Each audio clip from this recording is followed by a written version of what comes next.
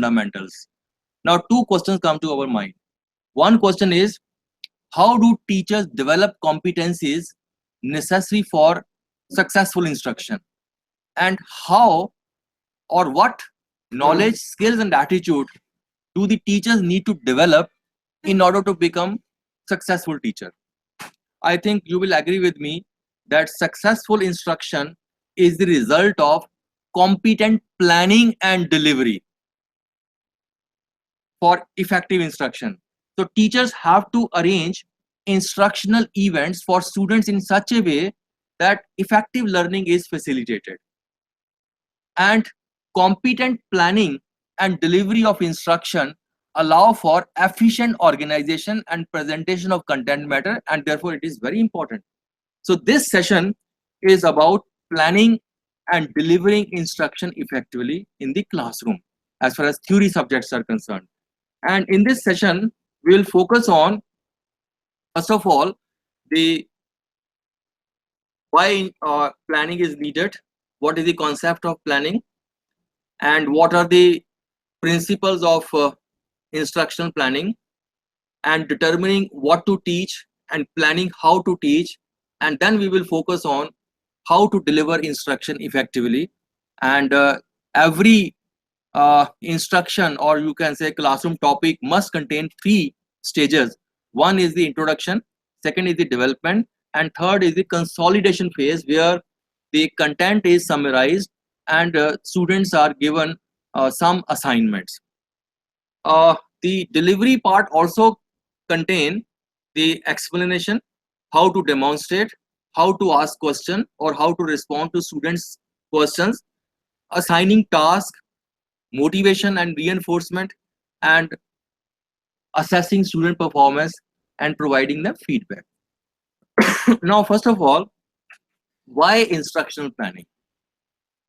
You see, instructional planning is nothing but an organized statement of both general and specific goals together with specific means by which these goals are to be attained by the learner under the guidance of a teacher on a given day.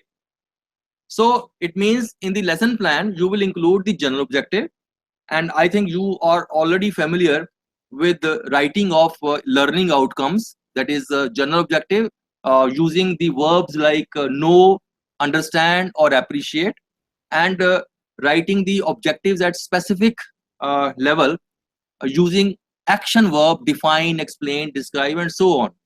So your lesson plan must contain these two set of objectives, that is the general objective and the specific objective.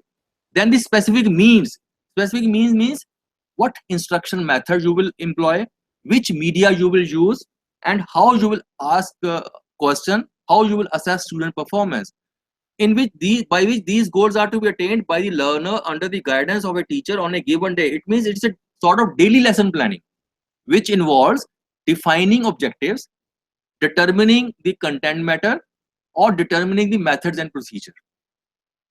So we can say that lesson plan is nothing but an outline containing the amount of content matter to be covered, type of question to be asked, objectives to be achieved, reference to assignment, reference to some media. Okay, so lesson plan attempts to answer three questions. First question is, where am I going? Means, what are the objectives? That is, at the end of a lecture, what student will be able to do. So where am I going means, because every teacher enters the classroom with certain set of objectives, that after the topic is over, my student will be able to do this. For example, for today's lecture, the objectives were that after the topic is over, students will be able to define the lesson planning, they will be able to explain the significance of lesson planning, they will be able to describe the general principles of writing lesson plan, or they will be able to describe 3 stages in a lecture. So these are the objectives. Okay, so first question is, where am I going? That is, what are the objectives? Second is, how will I get there? How will I get there? means which method, which media, which evaluation tool I will be using. So you are making a lesson plan, because the lesson plan is very essential for a teacher, because he knows in advance what to do and what not to do in the classroom. So that provides him confidence. Okay, so it avoids the danger of covering more subject matter than the student can absorb, or it avoids the danger of running out of the material. Okay, so it keeps the teacher on the track, so it checks haphazard way of teaching. So that is why the second question is, how will I reach there? That is method, media. And the third question is, how will I know when I have arrived? It means you may ask one or two questions, and answer of the student to those questions will give you an idea to what extent your content has been understood by your student. So that at that moment you will provide them feedback. So lesson plan contains these three aspects. One is the objectives, second is the methodology, third is the providing feedback, that is asking question and giving some feedback. Now coming to why instructional planning, I must ask one question from you. How many of you have prepared lesson plan before going into the classroom? कितने लोग आप लोग बनाते हैं? Okay, so what do you include in the lesson plan? The learning objective. Yes. Then how I'm going to start, etc. That's what I'm planning. It means it does not contain the content. It contains the outline. That is the amount of content matter to be covered, objective to be achieved, or media to be taken, or reference to some assignment, some textbook, some website, क्योंकि आपने बच्चों को बतानी है कि ये आप and में you can access these websites. आप बनाते हैं, आपको इसका कोई एडवांटेज हुआ है?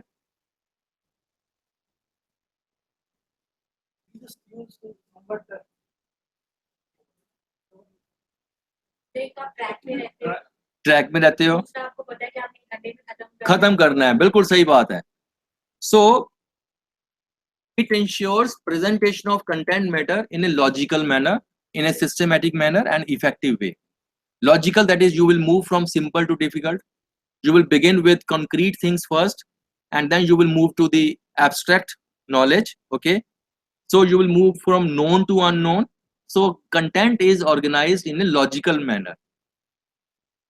Secondly, it enables the teacher to achieve economy of time, effort and money, because you have organized your lecture, you will teach in that way manner, and the student will be able to understand what you have covered. So the content is understood by the student in one go, so your time doesn't go waste, and your effort doesn't go waste. And in regard to money, suppose you have brought some media on rental basis from outside agency, but you have not integrated in the classroom properly. You are merely showing it, you are not integrating. So there is a difference, showing only and integrating means bringing that material only when it is needed, okay, and then removing that media when it is not needed, and you are relating with the content matter. Okay, another is because you know in advance what to do and what not to do. चाहे आपने एक lecture 10 बार पढ़ाया हुआ है, even then you need to prepare for that lecture, you need to prepare your lesson plan. You will consider the nature of your student, you will consider the time available, you will also consider the type of media available, and you will need to bring some new examples. लेकिन कुछ बार ऐसा भी होता है कि जैसे आपने पिछले साल पढ़ाया and you face some difficulties in the classroom. अगर आपने वो नोट की हुई हैं, then you can incorporate certain changes on the basis of your previous lecture, so that you can modify your lecture. Okay, so it gives you confidence, security, because you have beforehand dealt with the problems and the ways to handle them. You see, there is another advantage. When you are making a plan, you are also anticipating the likely questions that the student may ask from you. कि यहाँ पर कोई बच्चा ये सवाल पूछ सकता है, तो मुझे इसको ऐसे हैंडल करना है। ओके, अगर प्लान नहीं बनाया तो you are not anticipating, right? उसी समय आप एंटीसिपेट करेंगे, सो वो आपको कॉन्फिडेंस देगा। इवन कई बार ऐसा भी होता है कि आपने लेसन प्लान भी बनाया, आपने you have also thought of certain questions, even then some question was posed by is posed by the students for which you have no ready-made answer, then how you will tackle this situation? कैसे करेंगे tackle, बताइए। एक question आया जिसका आपके पास answer नहीं है, now how you will handle this situation? So one is one answer is that you will first appreciate the question. It's a wonderful question. So I will study at home. You also study at home. So tomorrow we will take up this question. ठीक है? दूसरा technique क्या हो सकती है? You will redirect this question to the students. Can any one of you answer this question? एक तो कुछ सेकंड का आपको पास पॉज मिल गया. You will think about the answer. Okay? और दूसरा कुछ स्टूडेंट ने इससे कोई हिंट दे दिया, you will be able to recollect. Okay, so एक ये टेक्निक है। तो दूसरी आपने बताई कि भी आप बोलेंगे ये कल हम लेंगे, but this should not happen every day कि आज फिर क्वेश्चन आया, आज फिर हम बोलेंगे कि भाई ये क्वेश्चन कल लेंगे। सो अगर रोज ऐसा बोलेंगे then we will lose the confidence and interest of our students. So we have to prepare our lecture well, because आजकल स्टूडेंट बहुत प्रिपेयर होके आते हैं। Another is advantage is that it ensures suitable use of instructional media. देखिए अभी मैं आपको PPT दिखा रहा हूँ, I am not showing all the points in one go, right? अगर मैं पूरी पीपीटी एक बार में दिखाता तो स्टूडेंट्स का टेंडेंसी है उसको लिखना। Okay, so I am showing one by one. Likewise, you have brought some chart, but you are not using right now. आपने उसको यहाँ टांग दिया, people will be looking at it. So उसको cover करके रखिए and you uncover that portion only when it is needed. Okay, आप demonstration दे रहे हैं, you bring that demonstration equipment in the classroom. लेकिन अगर टेबल के ऊपर रखा हुआ है, student will be looking upon that equipment कि भाई ये कब यूज करेगा, उसको नीचे रख दीजिए and then you show when it is needed. So it ensures proper use, क्योंकि आपको पता है लेसन प्लान में बनाया कि यहां पर इस मौके पे I will show this media. It ensures linkages of past knowledge of the learner with the new knowledge by employing the principles of correlation and integration. You see, there are two types of learning. One is meaningful learning and another is rote memorization. You see, as far as meaningful learning is concerned, when a teacher is telling something, the students' minds are not stationary. Their minds are trying to link what the teacher is telling with their background experiences. It means if the teacher has given some example from daily life or from word of work, that will promote meaningfulness.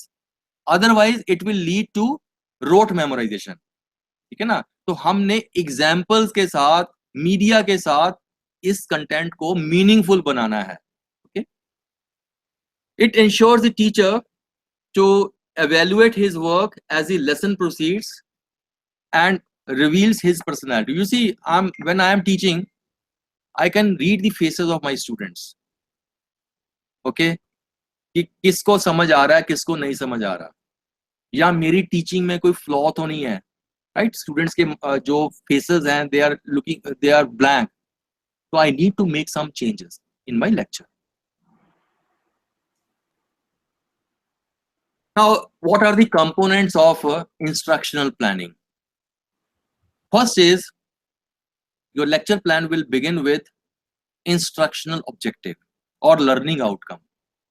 Dr. Tulsi had discussed Tuesday about the concept of learning outcome. Learning outcome or instructional objective is a statement.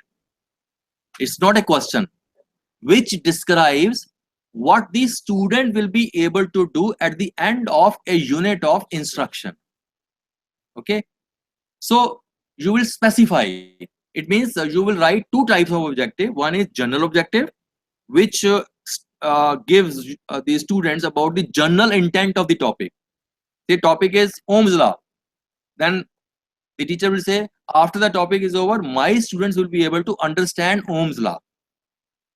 Now coming to this topic, instruction planning, I'll say after the topic is over, student will be able to appreciate the importance of instructional planning.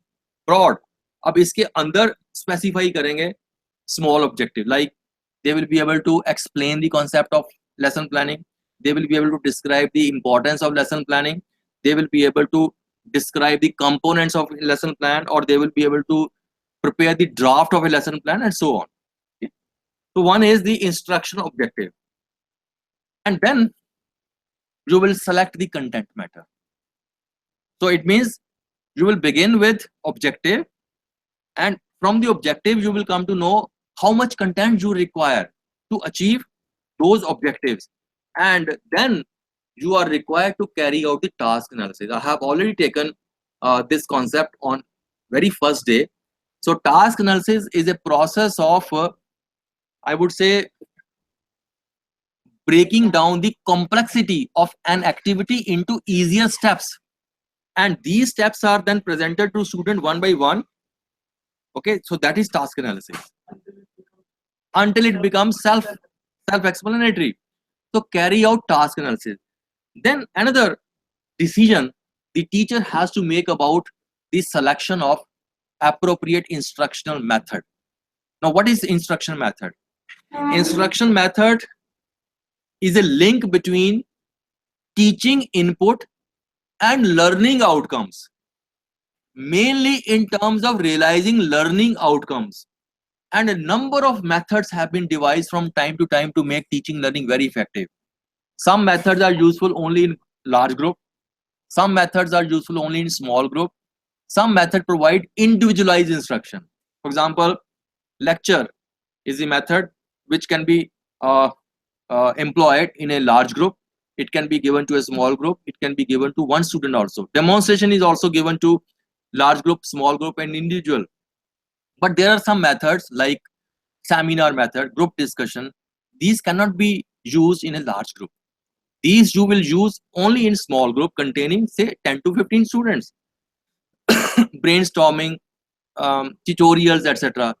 Then there are some methods which provide individualized instruction, say self-learning module. Okay, computer assisted instruction package, it is one-to-one. और मूक का नाम आपने सुना है, massive open online courses. सो उसमें freedom है, flexibility है, एनी टाइम, एनी ड्यूरेशन. से अभी क्लासरूम में मैं पढ़ा रहा हूँ, some students are fast learner, some students are average, some are slow learners. मेरी एक ही रेट ऑफ डिलीवरी है. जो स्लो लर्नर है he will not be able to understand the concept. लेकिन ये जो इंडिविजुअलाइज इंस्ट्रक्शन है, ये according to the pace of the learner he will proceed. अगर वो फास्टली मूव करता है, फास्टली कर ले, right? So that depends upon him. So individualized instruction is a method of delivering instruction where every learner proceeds at his or her own pace and is provided with immediate knowledge of result. मतलब ये self sufficient है. जैसे classroom में मैंने question पूछे, आपने answer दिए, I will say wonderful. Okay, इसमें भी इंडिविजुअलाइज इंस्ट्रक्शन में भी इनबिल्ट क्वेश्चंस होंगे और उनका फीडबैक होगा.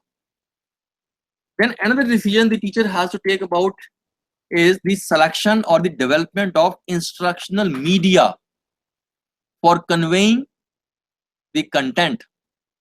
Instructional media could be print, it could be non-print, right? So you know the classification. Print media may contain the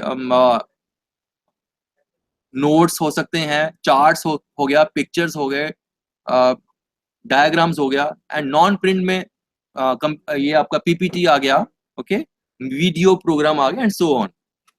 And development and selection of instruction media, while developing or selecting, you need to consider certain factors like the nature of students, size of the class. Chart है आप लेके आए and the class size is say 100. The student sitting at the back bench will not be able to see it. So size of the class, even nature of objectives. Say you want to develop certain attitudes among students, then you need to show video program, because video program will give them the give them the view of that particular situation. Okay, so nature of subject, nature of students, characteristics of students, size of the class, and teacher's own comfortability, whether he is comfortable with PPT or not. Okay, and some practical constraint like the availability of say LCD projector, or availability of the say that this PC in the classroom, whether or some say electrical points are available or not, or say mic or say speakers are available or not, like that. These are the practical constraints. And then deciding about evaluation procedure. By evaluation, we mean those activities which are designed to measure student achievement brought about as a result of some instructional sort. Okay, and for preparing questions or preparing assignment depends upon the statement of your objectives. So it means there must be one-to-one correspondence between the statement of the objective and the type of the question. For example, your objective is that he will be able to define current. Then your question should be define current and not what is current, because what is current is measuring something different, whereas the objective was define current.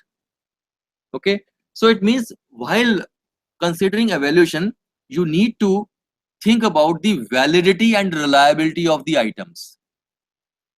Validity का मतलब क्या होता है? We say a question is valid if it measures what it is supposed to measure. I mean, supposed to means that he will be able to define objective or define force, say. Then the question should be define force. क्योंकि अगर आप question पूछेंगे what do you know about force या what is force, student कुछ और लिखेंगे, right? मेरा question है that he should be able to describe each of 3 Newton's laws of motion with one example. तो मैं क्वेश्चन बनाया what are Newton's laws of motion. इसमें अथाह सागर है, कुछ भी बच्चा लिखेगा, because direction is not given. So validity means that the content and the question asked should be one-to-one. Okay, and the reliability. Reliability means consistency of results from one measurement to another measurement. Say one question is answered by a student, and if his answer sheet is marked by 2 or 3 teachers, if the answer sheet carries same marks, then we can say that it is providing a reliable result. But if there is a variation, then it is because of lack of reliability. Either the question is not properly stated, or the scope of the content is not clearly indicated. That is the reason. जैसे मैंने बोला what are Newton's laws of motion, एक बच्चे ने तीनों laws की statement दे दी, दूसरे बच्चे ने हर एक लॉ को एक एग्जाम्पल के साथ एक्सप्लेन किया, तीसरे बच्चे ने दो एग्जाम्पल के साथ एक्सप्लेन किया. तो नेचुरली एक टीचर जिसने वो उस बच्चे को फुल मार्क्स देगा जिसने दो एग्जाम्पल दिए हैं, राइट? लेकिन क्वेश्चन की स्टेटमेंट में एम्बिग्युइटी थी, what are Newton's laws of motion. So हमें एवेल्युएशन में ये दो चीजें ध्यान में रखनी है, that is the validity and reliability of the results. And finally I'll give you the format of a lesson plan. So there are large number of formats available on the website, different website, but depending upon the content taught in Indian technical institutions, so we have designed a format which will suit to the teachers of engineering colleges and polytechnics. So instruction objective, I'm not going to cover this because this part has already been discussed by Dr. P.K. Tulsi. So there are three domains of learning. One is the cognitive, which refers to intellectual outcomes, and here we include knowledge, understanding, and problem solving. And there are 6 levels. This you have already covered, that is remembering, understanding, applying, analyzing, evaluating, and creating. Then the affective domain is concerned with attitude, with values, with interest, that is receiving, responding, valuing, organization, characterization. And psychomotor domain is concerned with hand and head coordination. Okay, so all the three, knowledge, skills, and attitude, are essential for the overall development of personality. Knowledge alone is not sufficient. Skill alone is not sufficient unless the student does not have the proper attitude or approach. So both, all the three, knowledge, skills, and attitude, are essential for the overall development of the personality. तो ये मैं इसको skip करूंगा. This task analysis we have already covered. I'm not taking up. Yes.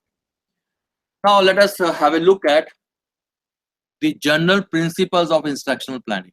That is, before we start preparing a lesson plan, as a teacher, we must know what are the principles. First is acquire a sound knowledge of curriculum requirements and content. You see, students learn most from those teachers who have a thorough understanding of the content or the curriculum requirement. So as a teacher, we must focus on the content. We can discuss among our colleagues कि इस content को किस extent तक लेके जाना है. Okay, so you must have the thorough knowledge about the subject matter. Second one is that plan instruction on the basis of what your students actually know and understand, and not on an assumption of what they should have learned in the previous lecture.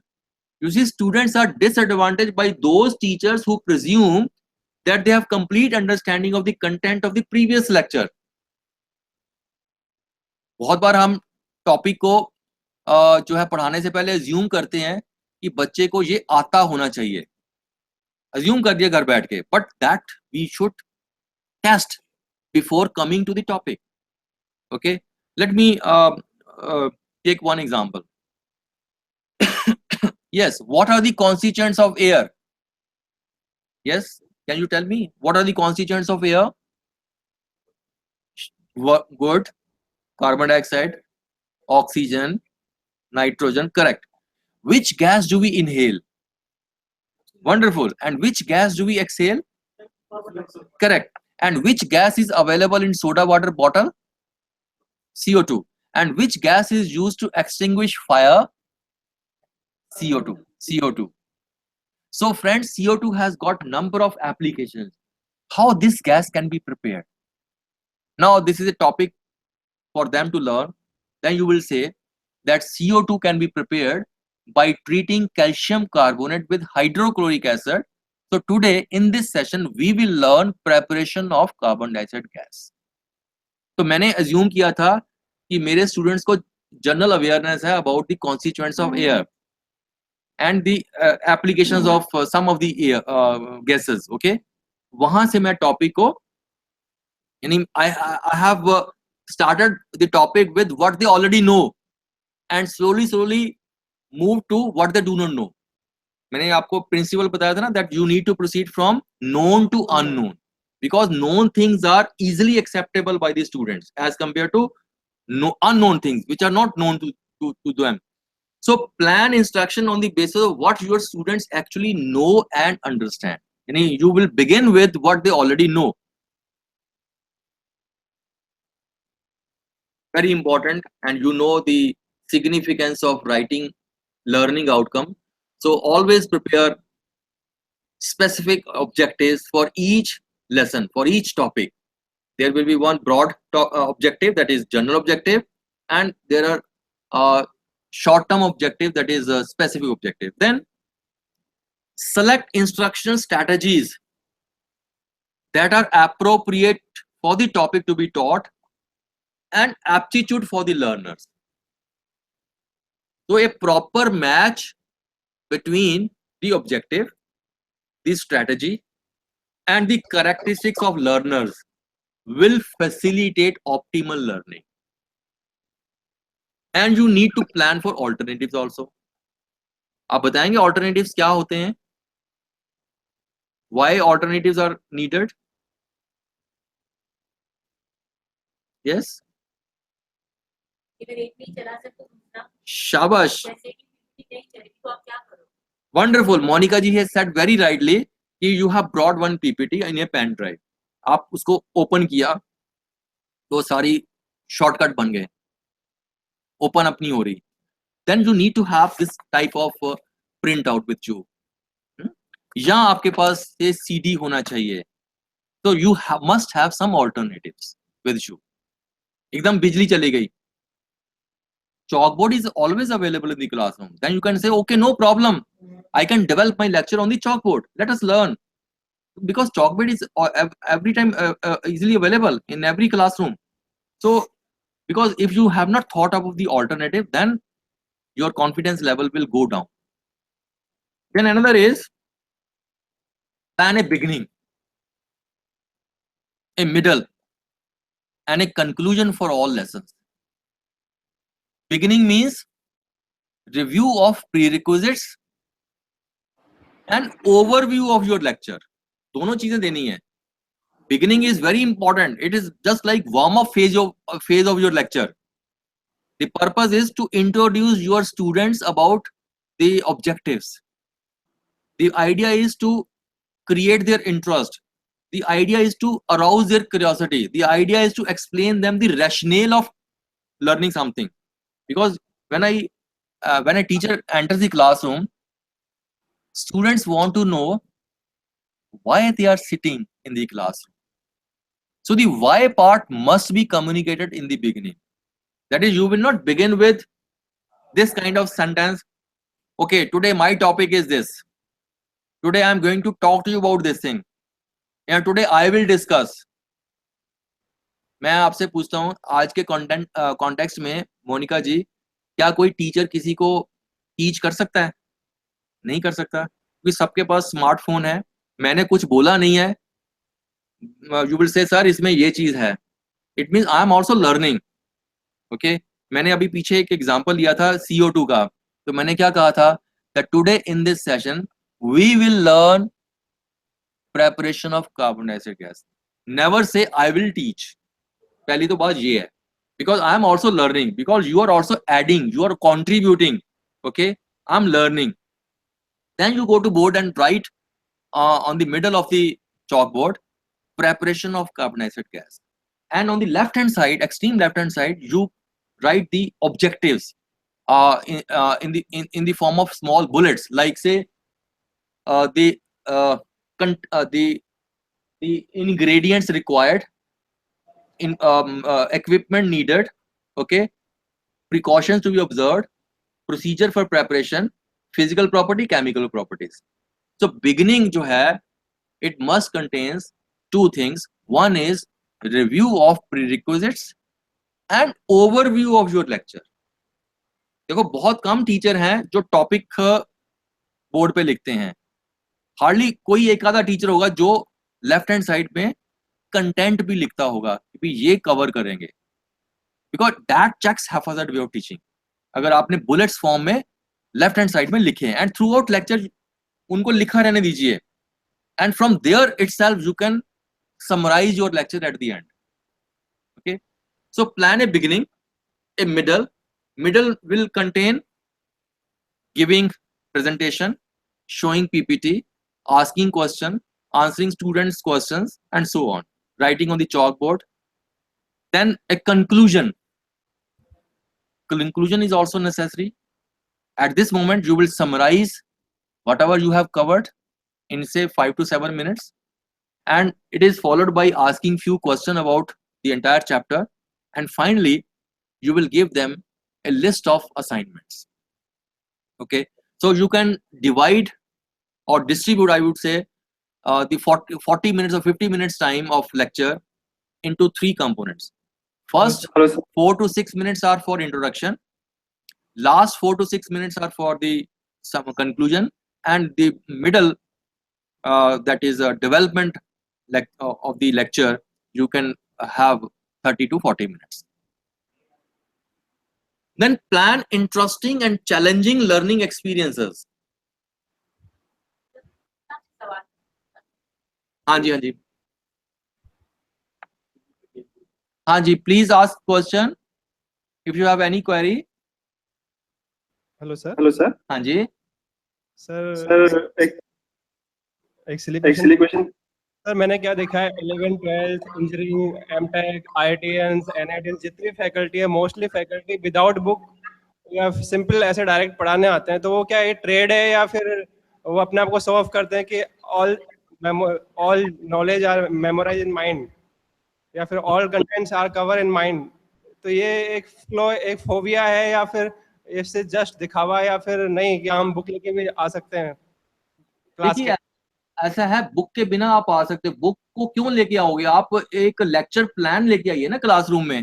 Sir आपको पता है कि अगर जो faculty 5 साल से या 10 साल से अगर एक सब्जेक्ट को अगर वो कवर कर रही है तो all content are flow in mind. देखिए, आप चाहे, मैंने अभी थोड़ी देर पहले बोला था, अगर आपने चाहे 10 बार पढ़ाया उस टॉपिक को, आप कॉन्फिडेंटली नहीं कह सकते कि आप अगली बार भी डिलीवर एफिशिएंटली करेंगे। You have to prepare for this. Sir आप ये भी तो मानते हो कुछ सब्जेक्ट ऐसे होते हैं जिनका माइंड में हमेशा फ्लो रहता है? नहीं नहीं नहीं, ऐसा मैं नहीं मानता। मैं ये कहता हूँ, दूसरा अभी आपने क्वेश्चन क्रिएट किया था कि अल्टरनेटिव के बारे में बोला था कि अल्टरनेट होना चाहिए। तो मेरा ये जैसे दूसरा इसी पे मेरा ये मानना है कि फॉर एग्जांपल जैसे मैं लेक्चर में जाता हूँ, तो मैं लेक्चर में जाने से पहले प्रीवियस लेक्चर है उसको विद इन 2 मिनट्स के अंदर रिवाइज करा देता हूँ, जो कंटेंट मैंने कवर कराया, फिर मैं स्टार्ट करता हूँ नेक्स्ट। दिस इज रिक्वायर्ड, ये चाहिए। मोस्टली जनरली फैकल्टी क्या करती है, वो जाती है कंटेंट लिखती है अपना स्टार्ट और अटेंडेंस, तो 10 मिनट अटेंडेंस में बाकी 10 लास्ट 5 मिनट डिस्कशन और 20 मिनट्स का लेक्चर होता है मोस्टली, बजाय उसके कि वो अटेंडेंस वो लास्ट में लें और स्टार्टिंग करें अपने उस जो लास्ट लेक्चर्स को रिवाइज करके। May I know your good name please? Ramnarayan Meena sir. हाँ, रामनारायण मीना फ्रॉम यूपीसी। हाँ, राम नारायण जी, आपने बिल्कुल सही बोला है कि you have to begin with what the student has learned in the previous lecture. You will start your lecture with what you have covered yesterday. You will come to today's topic, and before leaving today, you will announce next day's topic also, so that you can maintain a continuity in your teaching. कल हमने ये किया था, आज हम यहाँ आ गए, और अब before leaving कि भी आज हमने ये किया, then we will take up this thing tomorrow. So that एक तो है कि अगर कोई स्टूडेंट नहीं है, एब्सेंट है, तो उसको भी पता चलेगा कि हम ये सर कहाँ चल रहे हैं, किस कंटेंट पे कवर करने वाले हैं। अब दूसरा ये कि मोस्टली आजकल जो स्टूडेंट है नए जनरेशन के, वो व्हाट्सएप या बिजी शेड्यूल में रहते हैं, जो शाम को प्रिपेयर्ड नहीं होते, तो फिर उनको भी लगता है कि हाँ फ्लो कनेक्टिविटी हो जाती है उनके साथ। बिल्कुल सही कहा रामनारायण जी, मैं आपके साथ 100% जो सहमत हूँ। आप एक और भी काम कर सकते हो, जैसे आज लेक्चर आपने खत्म किया, ठीक है, कल सुबह यानी से आपकी क्लास में 50 बच्चे हैं, आज एक बच्चे की ड्यूटी लगा दो कि आज जो मैंने लेक्चर कवर किया है, कल सुबह तूने 5 मिनट में समराइज करना है। जी यस सर। ठीक है, तो उसकी इन्वॉल्वमेंट भी हो गई, और अगले दिन दूसरे बच्चे की, उससे अगले दिन तीसरे बच्चे की। तो बहुत सारे टीचर ऐसा भी करते हैं, यानी वो स्टूडेंट से समराइजेशन जो है वो एक्सपेक्ट करते हैं, या उसी समय लेक्चर खत्म होने के बाद ही वो समराइजेशन बच्चों से करवाते हैं। सर एक और लाइन बोलना चाहूंगा सर। दूसरा क्या है कि सर मैं 4 साल से टीचिंग कर रहा हूँ, 4 साल में मैंने ये 4 साल पहले जब मैं आया था तब भी मैं उसी लेवल से पढ़ाता था जो सब्जेक्ट है, लेकिन इन 4 साल बाद जब मेरे एचओडी सर ने पूछा कि तुम्हें क्या इंप्रूवमेंट देखा अपने अंदर, तो मैंने सिर्फ यही देखा कि मैं हर 1 घंटे में 80 लड़कों को रीड करता हूँ, उनका फेस रीड करता हूँ, तो अगले 1 घंटे में फिर 80 लड़कों से मिलता हूँ, तो ऐसा लगता है जैसे मैं फेस रीडर, किसी चेहरे को फेस रीड करना सीख गया हूँ, कि देखा उसको मिला 5 मिनट उसका फेस रीड कर लेता हूँ। तो ये सीखा इन 4 साल में, बजाय इसके कि नहीं सब्जेक्ट में कोई इंप्रूवमेंट आया, नहीं, कि मैं उसी रिदम से आज भी उसी रिदम से पढ़ाता हूँ जो 4 साल पहले जब फ्रेशर्स आया था तब भी मैं उसी अपनी नॉलेज थी उसके अकॉर्डिंग ही पढ़ाता था। तो फेस रीडिंग का मुझे समझ नहीं आया, फेस रीडिंग आप क्या करते हो? क्योंकि बॉडी लैंग्वेज को रीड कर लेता हूँ, ये इंटेलिजेंट हाँ है या हाँ, ये अच्छी बात है कि आप बॉडी लैंग्वेज को देख के कि भी वो समझ उसको नहीं आ रहा तो आप अपनी स्ट्रेटेजी में चेंज लाते हो, तुरंत आप मतलब एग्जाम्पल देते हो। सिर्फ मान लो कोई बच्चा है, वो उसका फेस जो है ब्लैंक दिख रहा है, इसका मतलब आपका कंटेंट जो था वो एब्स्ट्रैक्ट था, वो समझ नहीं पाया। Now you need to some example. Sir ऐसे मैं सिंपल यूनिट जो माइनर यूनिट जो बिल्कुल लो लेवल 10th स्टैंडर्ड की यूनिट पूछता हूँ, सपोज दैट न्यूटन मीटर क्या या फिर सेंटीमीटर या सडनली, तो उससे पता चल जाता है उसका लेवल कहाँ है। तो उसी लेवल के अकॉर्डिंग मैं अपना लेक्चर को मॉडिफाई कर देता हूँ कि अगर मुझे 0 लेवल में जाना है तो वहां से स्टार्ट करता हूँ फिर से। चलो अभी डिस्कशन को यहीं छोड़े, क्योंकि मैं और दूंगा उसके बाद रिएक्ट। ओके, तो plan interesting and challenging.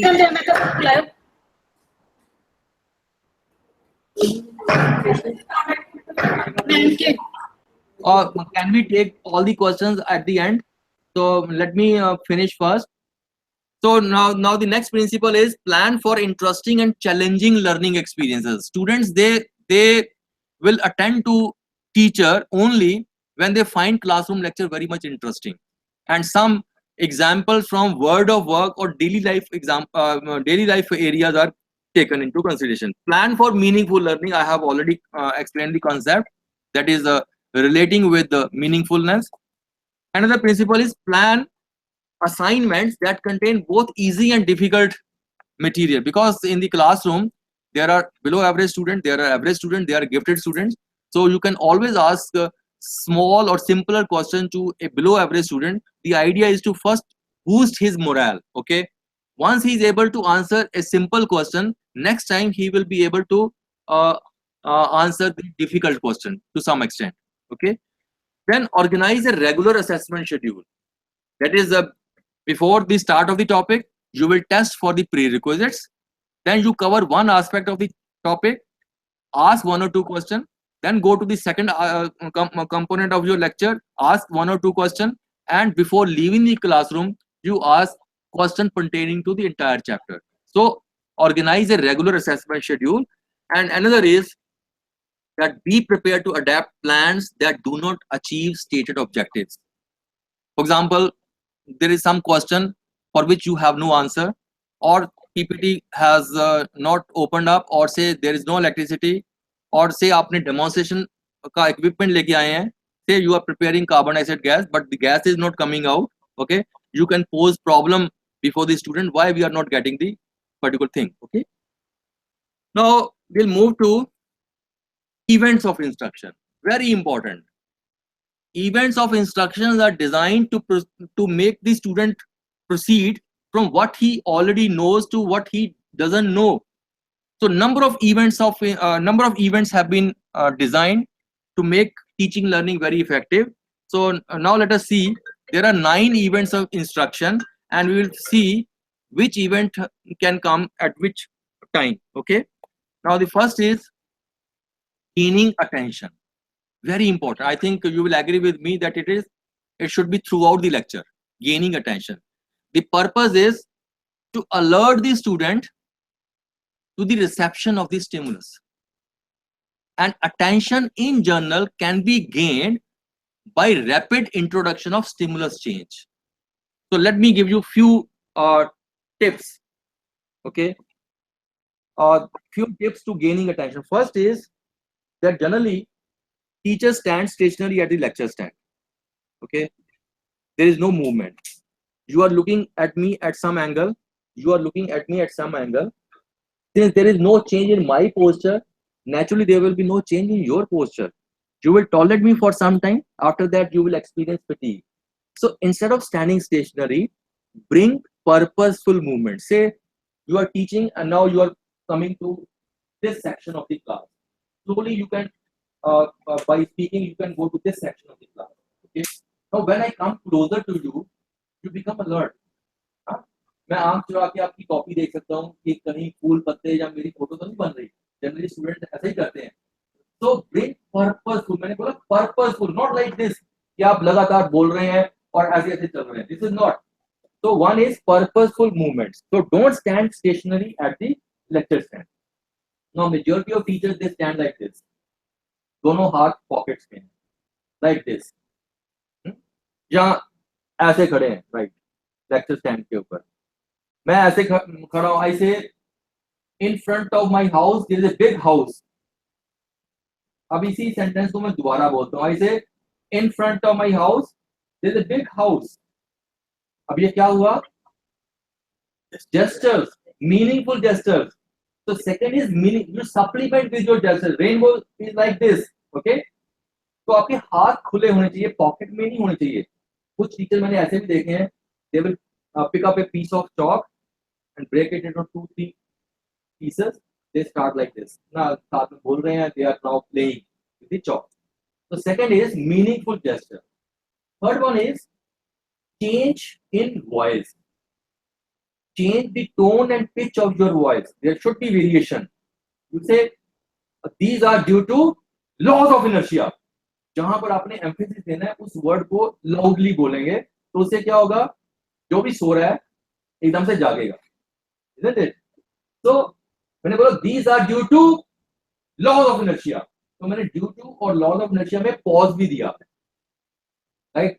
This is another tip for gaining attention. Another is that change in interactional pattern. Interaction क्या होता है? What is interaction?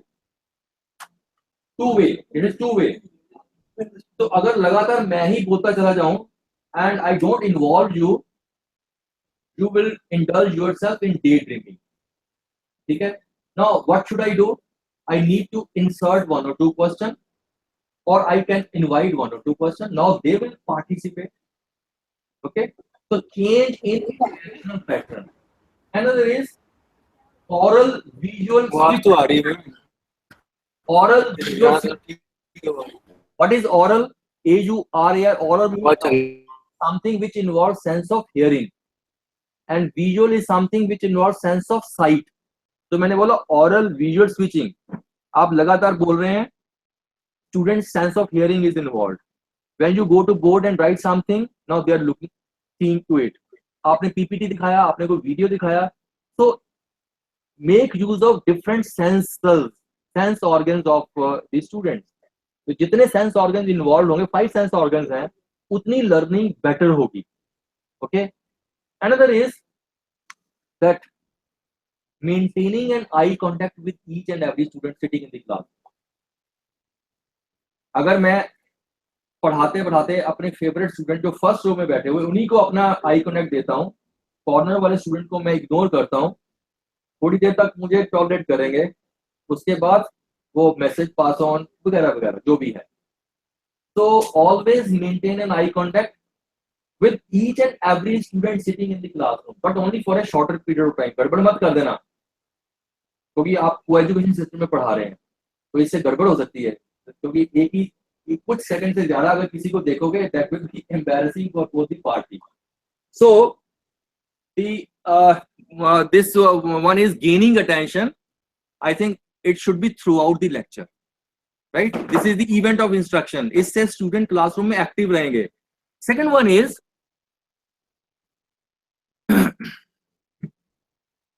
informing students about objectives of instruction. ये कब होगा? At the beginning, that is after introducing topic, you will inform the students about what they will be able to do. And secondly, before leaving the classroom, you will inform them about the objectives for tomorrow's lecture. या कुछ बच्चे जो है घर से पढ़ के भी आ सकते हैं कि कल टीचर ने ये करवाना है, तो this should be 2 times. Another is ensuring prerequisites of learners. ये कब होगा? At the beginning of the lecture and during the lecture also. Say you are making some derivation and there you want the value of f, which is ma. एक तो तरीका है, आप बोलेंगे here you can put the value of f as a ma. Another technique is, yes, can any one of you tell the relationship between force and acceleration? We have studied last semester, so we are helping them to recall. Okay, so ये उस समय भी हो सकती है. Another is presenting the stimulus material. So there should be variation. variety of learning experiences. You can bring different media in the classroom, okay? Or and another is that you can give many examples from daily life, from word of work, etc. Another is providing learning guidance. It is needed when you are giving students some new assignment and you are giving them some clue. ठीक है? Say you have asked one question and the student has not answered the question. मेरा idea है उसको snub करना नहीं, मेरा idea है उससे आंसर लेना. So what I will do, I will break down that question into 2-3 small questions. The idea is to give him some kind of hint, and through hint I can take him to the right answer. Okay. So, providing learning guidance. Another is asking him to show. आपने assignment दिया, please show, or you can come to the board and draw the circuit diagram. So asking him to show, and then giving him informative feedback. यहाँ पर line थोड़ी सी टेढ़ी रह गई है, हाँ? ऐसे नहीं बढ़िया बनाया, यहाँ it needs some improvement.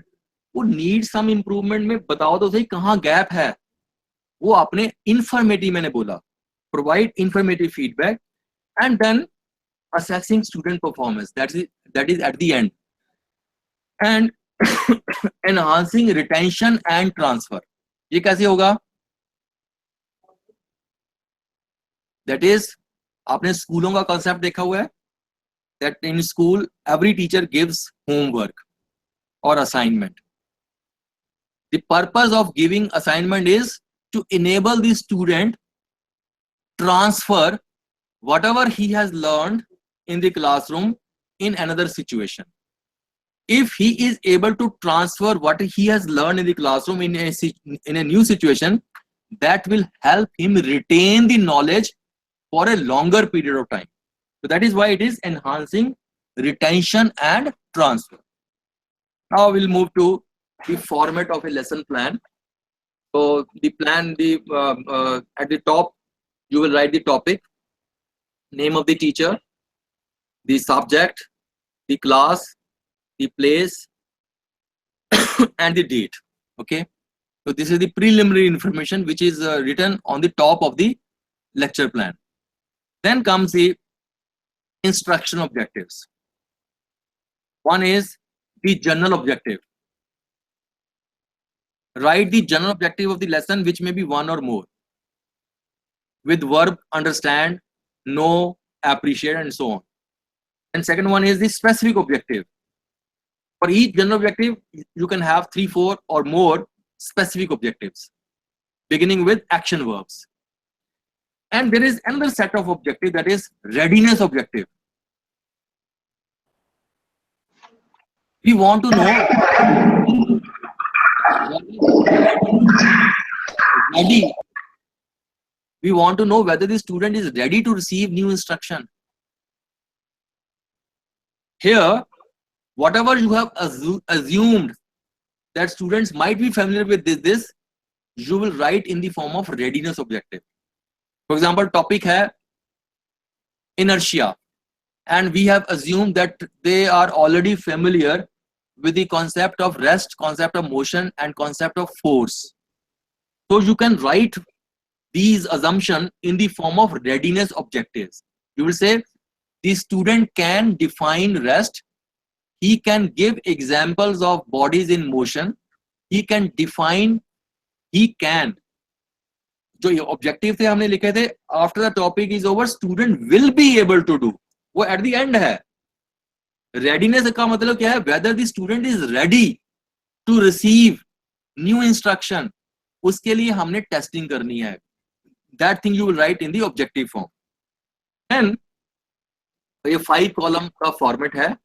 So phase introduction, then the objective, then the instructional activities. ये तीनों हो सकती हैं, 2 हो सकती हैं, 1 हो सकता है. क्या लिखा हुआ है? Describe activities that explain the relevance of learning the content of the lesson and what is to be learned. That is your objectives. list activities that may arouse the curiosity of learning the content, or you can write activities that will test the presence of prerequisites. And then if you require any media, you can give its reference, that a chart showing or say PPT showing and so on, and how much time you require for introducing your lecture. That is, out of 55 minutes or 1 hour lecture, you have to give approximate time. Okay, so then comes the development phase. So say you have got 4 or 5 objectives. So in the objective column you will state the first objective. Okay, and then here you will not write the content, here you will write the strategy to achieve the first objective. That is, describe the strategy of presenting the information in respect of objective to be achieved, and write the activities for assessing the achievement of that objective. If you require any media, you can give its reference, how much time you require for achieving the first objective, you can give the time. Then you can state for the second objective or the third objective and so on. And the last phase is the closure phase, and the activities include summarization, evaluation and follow up. आपने summarize किया, you have asked few questions, you have given them some assignment, and then अपने room में जाके अपनी teaching को consciously recollect करेंगे कि कहां पर मैंने मिस्टेक छोड़ी, कहां problem I, so that you will note down the shortcomings in your lecture, so that you can make improvement in future lecture. So timing column gives an indication of the pacing of the lesson. तो ये timing भी गलत हो सकता है, आप पहली बार पढ़ा रहे हो तो अगली बार इसको अच्छे से टाइमिंग कर सकते हो, right? Now the second component of today's presentation is how to deliver instruction effectively. So there are 3 phases. The introductory phase, stating the instruction objectives and using the advanced organizers to bridge a gap between what the learner already knows and what he needs to know. The idea is to create interest. The idea is to arouse the curiosity about learning the new thing. Here you can tell some story, you can conduct some experiment, you can create some gap. That is, you need to explain the rationale. मैं एक example और लेता हूँ. I ask few questions. Okay, yes, how do you get water from ice? Yes, how do you get water from ice? By heating. Okay, good. And how do you get ice again? By keeping in a fridge. Wonderful. How do you obtain curd from milk? Yes, pouring some curd and keeping it for some time. Wonderful. And how do you get milk from curd again?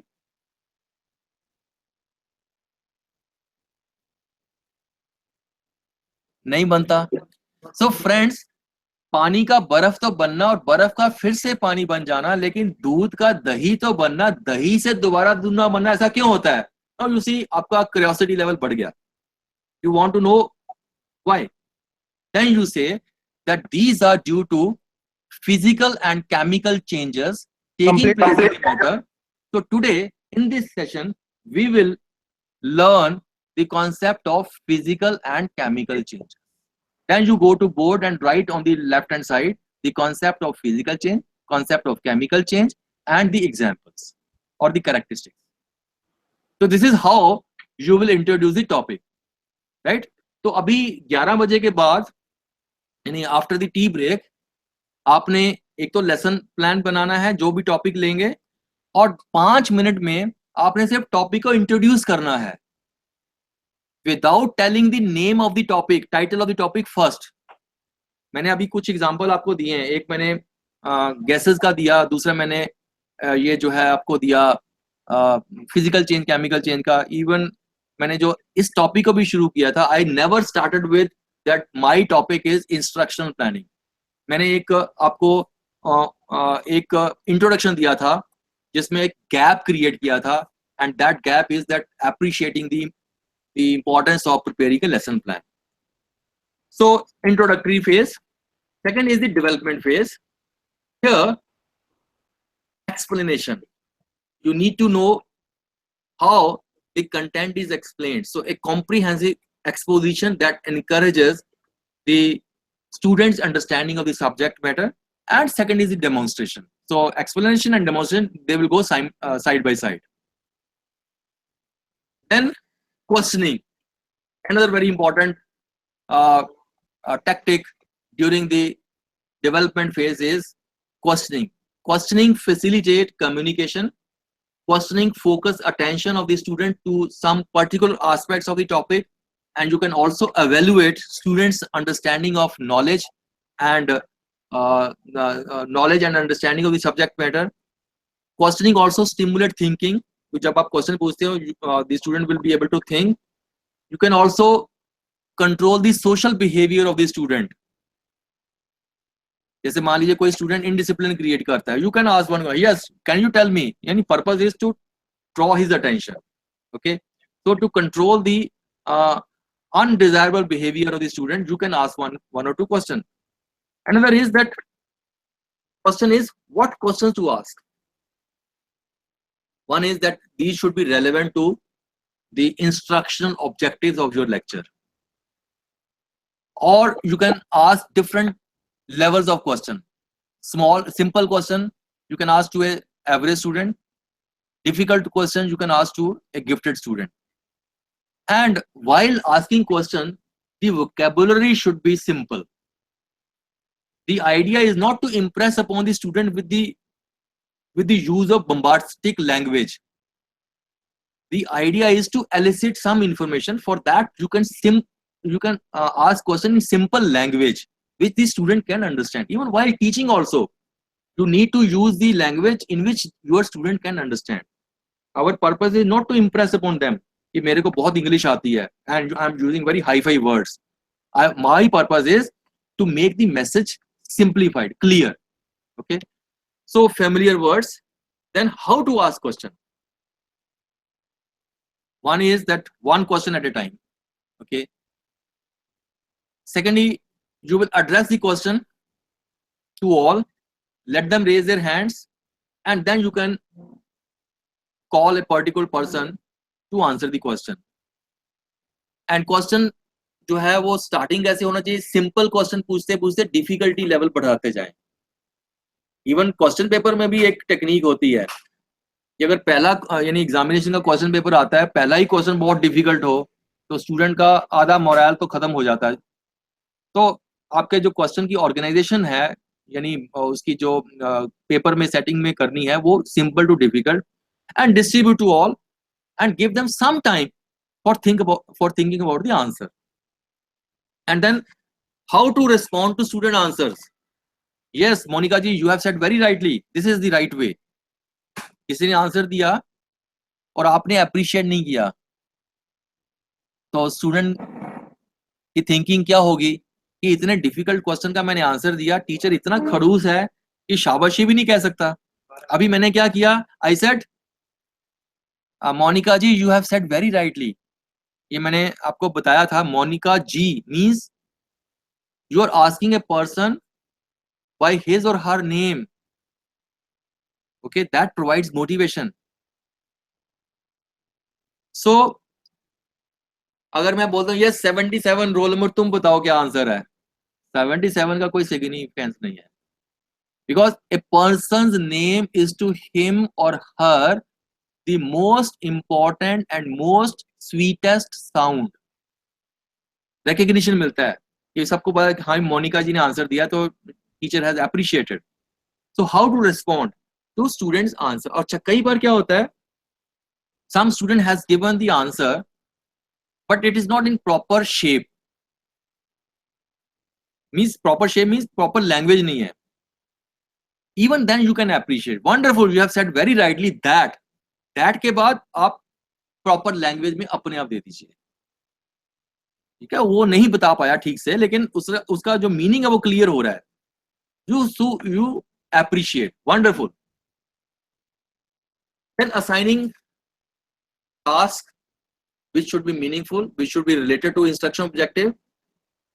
Give hints if required. जैसे आपने assignment दे दिया, bracket में आप लिख सकते हो hint और clue. This is one clue. Okay. Motivation and reinforcement is very important. So motivation can be extrinsic. So you begin with extrinsic. Extrinsic कौन सी होती है? जो जैसे मैंने wonderful, you have said very rightly. That is in extrinsic. Okay. Intrinsic क्या होती है? When the student is able to appreciate the importance of that particular topic. Okay. He becomes independent. He starts taking initiative. That is intrinsic.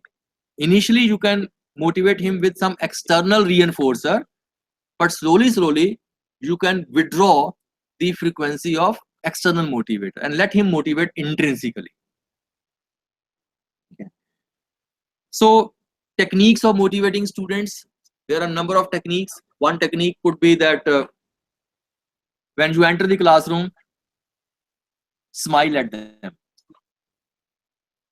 because smile is an inexpensive way to improve one's looks. Always enter the classroom with an attitude that I am going to enjoy my students. अगर मैं इस attitude से जाऊंगा तो students will also be able to enjoy with me. And if I goes in the classroom with an attitude, oh today again there is a class, तो वो मेरे face से वो झलकेगा, right? तो मेरे face से energy झलकनी चाहिए. Yes, I am very happy to be in the classroom. Okay, and there are a number of other techniques which will be taken up later on. Then the third phase is the consolidation phase. So here you will summarize what you have covered in the classroom. So assessment will be carried out. Types of tests, you can use variety of test item like short answer questions, multiple choice, or some lengthy question you can ask. And finally, you have to provide feedback and correction. So feedback means the information which is fed back to individual about the appropriateness of their action. जैसे आपने answer दिया तो मैं आपको बताता हूँ यहाँ पर थोड़ा सा आपका आंसर गलत है. हाँ?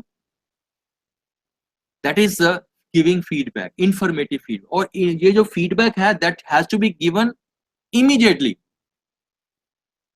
अगर 2 दिन के बाद बताओगे आपने बहुत अच्छा उस दिन बड़ा अच्छा आंसर दिया था, उसका कोई सिग्निफिकेंस नहीं है. You have to provide immediately because student want to know the result of his response immediately. And then corrective measures, procedures which are intended to rectify errors in responding or inadequacies in learning. So for this you can obtain a reliable assessment of students' task performance before giving feedback, etc. So this is all about instructional planning and delivery. Now the session is open for question answer. First I invite the teacher sitting in this studio. If you have any question, you are welcome.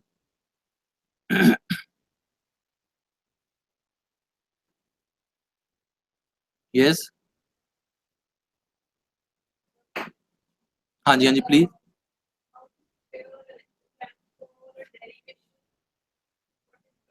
Mathematics.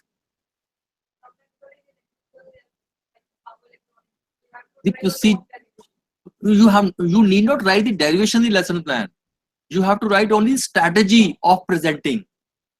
मैंने lesson plan में ये नहीं बताया कि आपके content, वो content डाल दिया, वो तो बुक में अवेलेबल है. उसमें आपको स्टूडेंट की इन्वॉल्वमेंट लेनी है. जब आप डेराइव कर रहे हो 1 by 1 on the chalk board पे कर रहे हैं आप, हाँ, तो उनकी इन्वॉल्वमेंट लीजिए. नेक्स्ट स्टेप क्या आएगा, इसके बाद क्या आएगा, you have to involve their participation. तभी वो लंबे समय तक याद करेंगे, अदरवाइज वो भूल जाएंगे.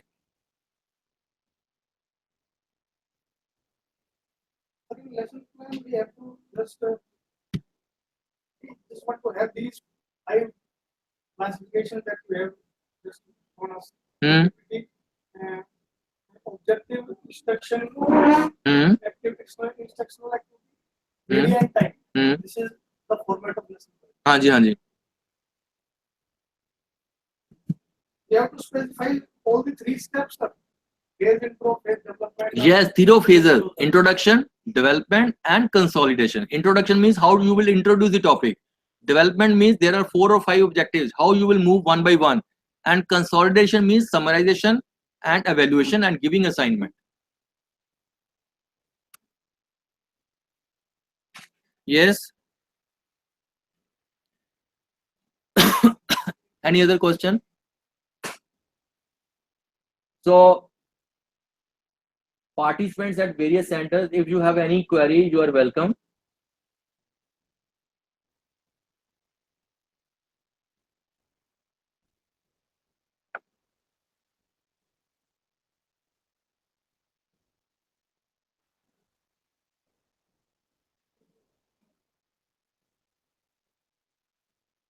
Yes. Any query? Okay, I'll announce the assignment for the post-T session. So, हाँ जी, हाँ जी.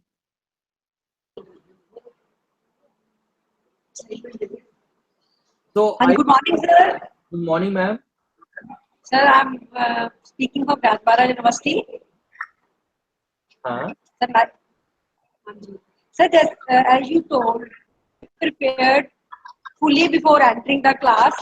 Very nice, जैसे आपने बताया. But sir, many time in the semester, and most of the time, there is very, I would say, less time to follow each and everything. How to That's right. deal with that? Yes. Sometimes, sir, syllabus is much more, and we have to finish it in two lectures per week. तो ma'am How to deal with that?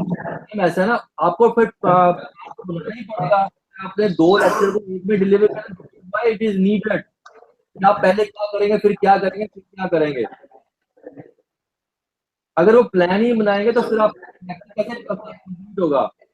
Lecture का मतलब है कि you have got only one hour. You need to know what are the objectives, how much content you have to cover, which medium you have to take, which you have to take, which kind of assignment you have to take. When a content, we have to write the strategy, how you will introduce the topic, how you will develop. That is needed in it. और अगर आपके semester में 25 topic हैं तो एक एक page का एक लेसन प्लान बन जाए, 50 पन्नों में बन गए आपके 50, तो वो सालों साल आप यूज कर सकते हो. Only you have to modify in the subsequent years. Okay, thank you, sir. Okay.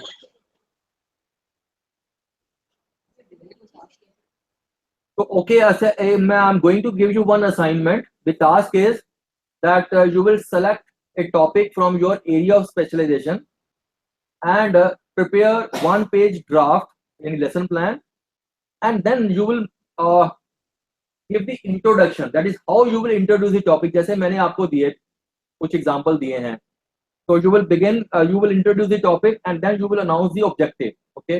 So 5 minute मिलेंगे. I expect that from every institution, about 5 to 6 teachers must present the introduction about a topic. Any topic. मैंने कुछ आपको example दिए हैं, जैसे से laws of inertia है, preparation of carbon dioxide gas. Hardly 4 or 5 minutes are needed. Okay. So this is the assignment. ये हो जाएगा. और इसके लिए कोई प्रेपरेशन भी नहीं चाहिए ज्यादा. जस्ट आपको मतलब हम आधा घंटा दे रहे हैं. यू कैन थिंक अबाउट कि कैसे टॉपिक को इंट्रोड्यूस करना है. You will not introduce by saying that my topic is this. You will not announce the topic in the beginning. ठीक है, वो टॉपिक बैकग्राउंड से आएगा. Right, you will not say that I will discuss this या आई will teach this. तो पहले background से topic आएगा. Then you will announce the topic and then you will write on the left hand side of the chalkboard the objectives. Objectives in the bullet form, not in the sentence form. वो short form में लिखना. Yes, any other question?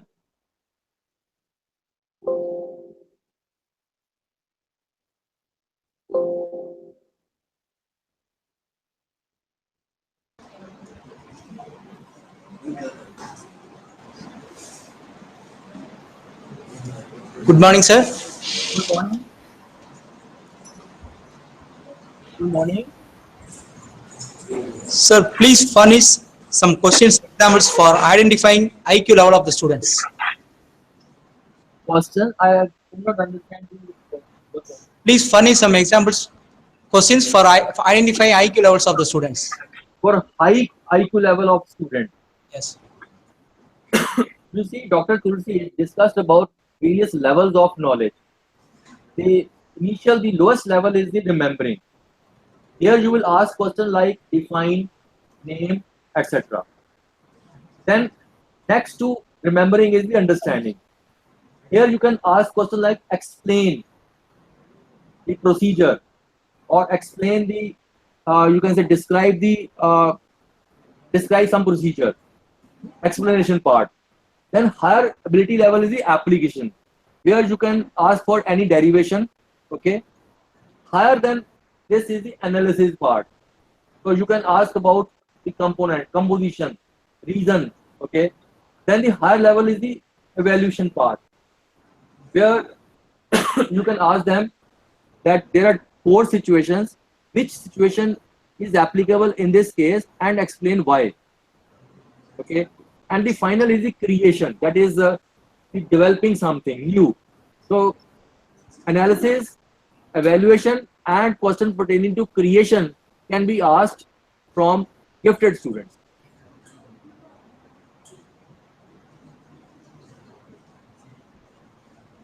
ठीक है sir, agree करते हैं? Thank you, sir. We got it.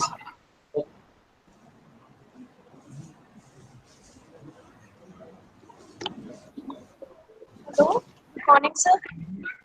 Good morning, sir. Hello, I'm audible, sir. Please speak out. Hello, good morning, sir. Good morning. This is Priyanka Kaushal from Riyadh University. Okay. Sir, I wanted to ask, do we need to prepare a single slide or 4 to 5? You can because it is only introduction, only one or two slides are sufficient. This is how you are going to introduce. You are not going to introduce with the help of say PPT. लेकिन आप objective के लिए you can prepare one PPT. Otherwise, I think PPT is not necessary. Right, sir. It should Okay. contain only the objectives. Thank you, sir. Okay. Okay, now Okay, then if there are no more questions, we can break for tea. So we'll meet at 11:30 with the presentation. Okay? So I expect that from every institution, at least 5 teachers must introduce their topic, taking 4 to 5 minutes each. Thank you very much.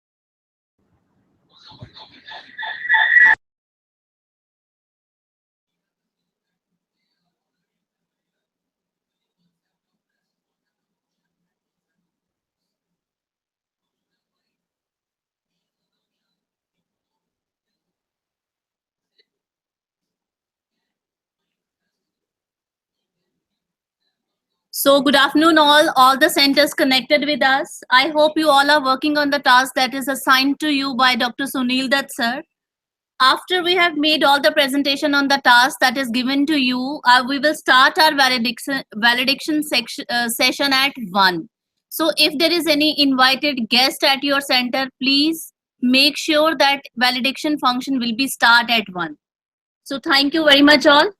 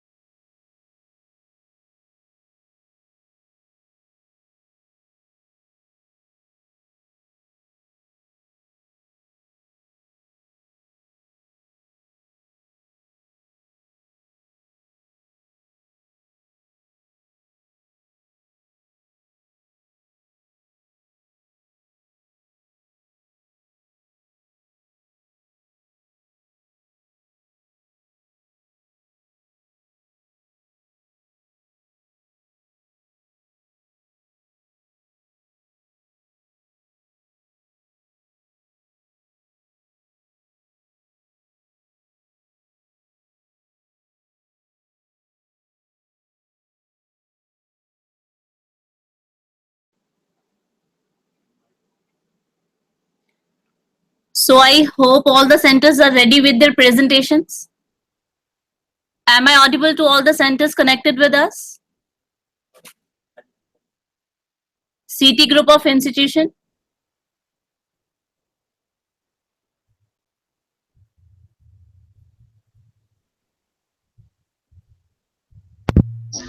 Yes. Hello. CT group of institution. Sir, you are not audible to us. Hello.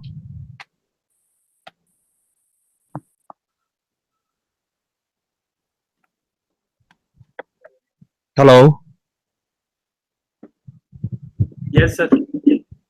Yes, I am ready with.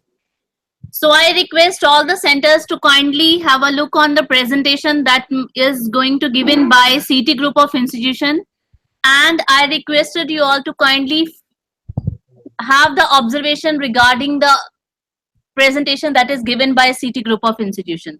So go ahead, sir.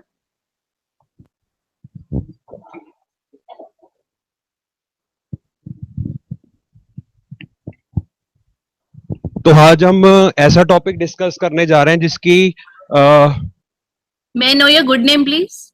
My name is Joy Karan Singh. I am from Electronics Department of City Group of Institutions, and Thank you very much. Now start your presentation.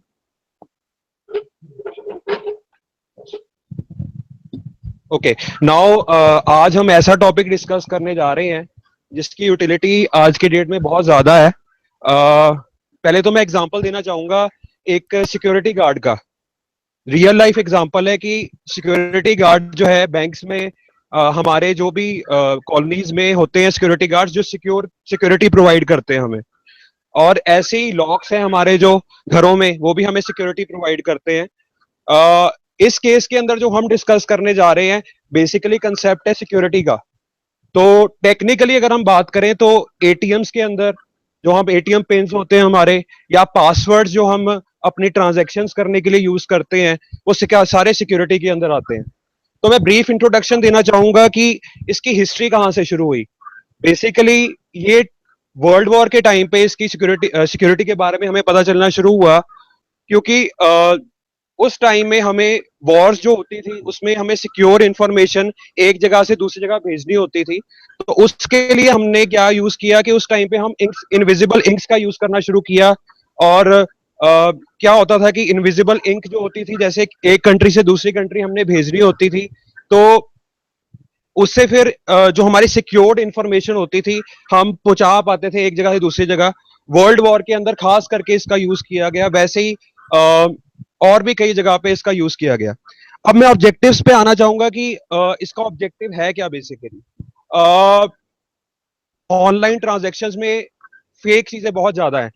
जब भी हम online transaction करते हैं तो क्या होता है कि इसमें जो दूसरी पार्टी है कोई भी हमारा इन्फिल्ट्रेशन हो सकती है या कोई और हमारी सिक्योरिटी को कॉम्प्रोमाइज कर सकता है. तो उसके लिए हमने CIA एक रूल है जिसका नाम है कॉन्फिडेंशियलिटी, इंटीग्रिटी और अवेलेबिलिटी. इंटीग्रिटी का मतलब है कि जो बहुत अवेलेबल हो डाटा हमारी मॉडिफिकेशन ना कर सके उसमें. अवेलेबिलिटी का मतलब है कि 24/7 हमें वो इंफॉर्मेशन मिल रही है.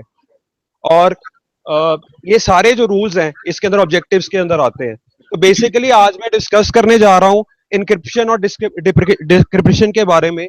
जब भी हम एक जगह से दूसरी जगह पर सेंडर और रिसीवर में डाटा सेंड करते हैं तो क्या होता है कि हमें इनक्रिप्ट करना पड़ता है डाटा इस करके कि ताकि कोई थर्ड पार्टी हमारा जो डाटा है वो उसको एसेस ना कर पाए.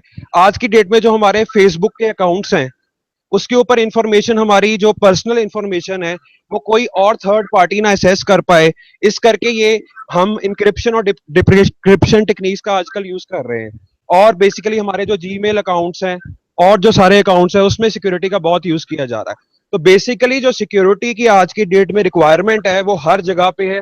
चाहे हम थ्रू आउट अगर हम हमारा नेटवर्क सिक्योर नहीं है तो हम कुछ भी अचीव नहीं कर पाएंगे. एक अपनी कंट्री की ग्रोथ के लिए एज अ होल अगर मैं बात करूं, ठीक है, हमारे जो सिक्योरिटी होनी बहुत जरूरी है. इस करके हमें best of the best encryption techniques का यूज करना चाहिए ताकि हम आज आगे जाके हमारी जो पर्सनल इंफॉर्मेशन हैं आर्मी के साथ रिलेटेड कोई इंफॉर्मेशन है जो, या फिर हमारी जो पर्सनल इंफॉर्मेशन है वो कोई और पार्टी सेस ना कर पाए. Thank you. Thank you very much, sir. So, the lecture is the introduction.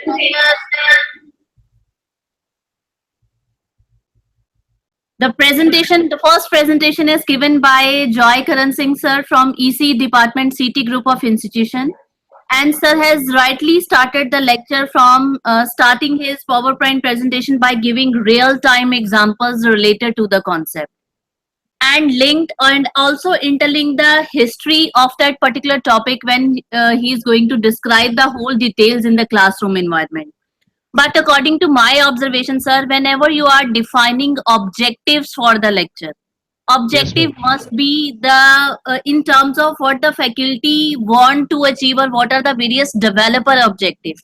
When you are describing the objectives of that particular theory class, you are again giving the importance of that particular topic. So objective must be in terms of what are the knowledge, skill and attitude component part that need to be developed after the student is completed that particular theory lecture. Whenever you are describing or giving introduction of any of the topic in your classroom environment, always try to interrelate with the recent advances or what are the various projects that are carried out by the industry. Yes, ma'am. And what will be the scope of the student to do those kind of a project. Okay, ma'am. So this is my observation. Now I request Riyad Bara University Mohali.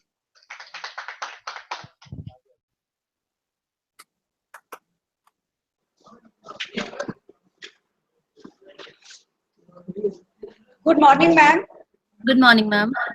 Ma'am, I am Dr. Amita Mahajan from Vyatbara University, University School of Sciences. Yes, I am a biologist and teaching. Presently, I am teaching BSc Agriculture student as well as BSc Life Sciences student. And so far as our BSc Life Agriculture student concerned, they are from non-medical background as well as medical background.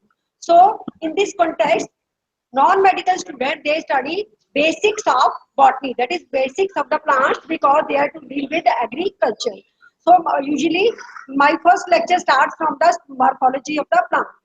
And when I will go in the classroom, first of all, I will discuss about, we are sitting in the class, see the difference. There are things which are non-living and which are living, and see the difference between the living and non-living. We are living, then I will ask the examples of living and non-living, and then what are the differences between living and non-living. Basic difference is that living can respire as well as they can multiply, and the non-living table which is there, it cannot multiply, but living being as human beings, plants, they can multiply.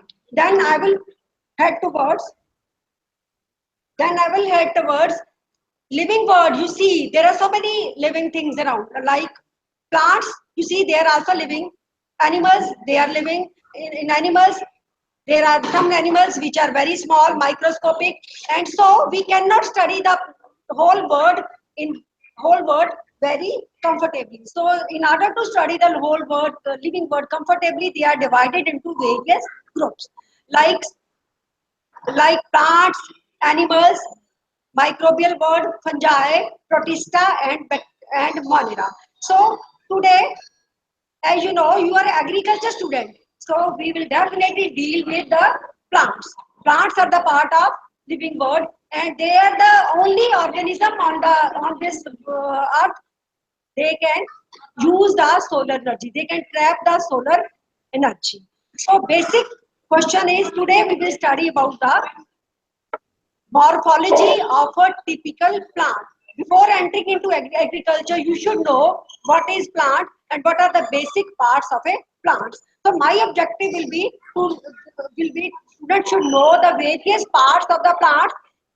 They should be able to differentiate between the various structure of the roots, modifications of the roots, parts of the stems, modification of the stems, as well as leaves, and then finally, they should know flower is also a branch, or it is also a modified type of shoot.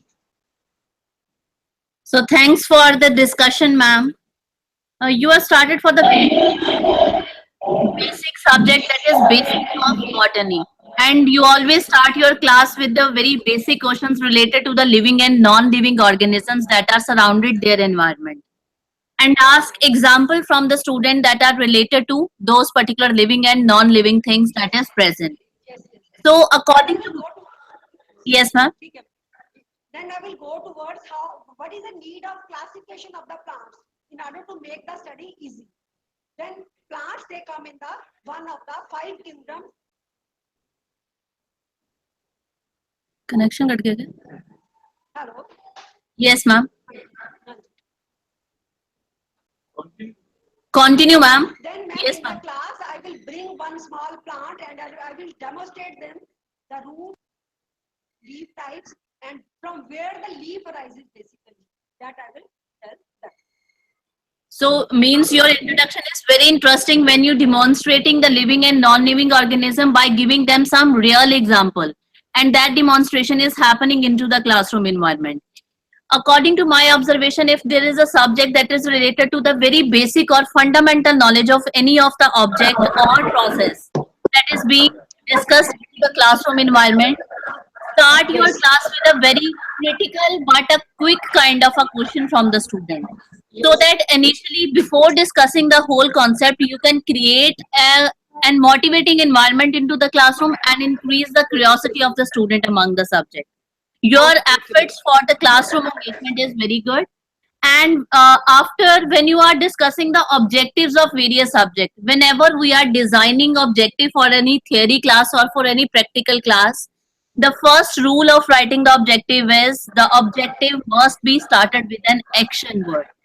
Action word means know about, able to understand, modify the processes, structure of the plant. It never started with the student will able to do. The rule for writing Ma'am, I objective. have Yes, for your explanation to us or for the discussion of this particular task, you are starting with the differentiate student between must be types. able to know. I have already But objective. I'm just passing the information to other participants that objective always started and written in with the action words. So very well, nice effort done by you, ma'am. Thank you very much. Any other presentation from your center? Thank you very much, ma'am. Thank you. Thank you, ma'am. Yes, any other presentation from your center? Yes, ma'am. Yes.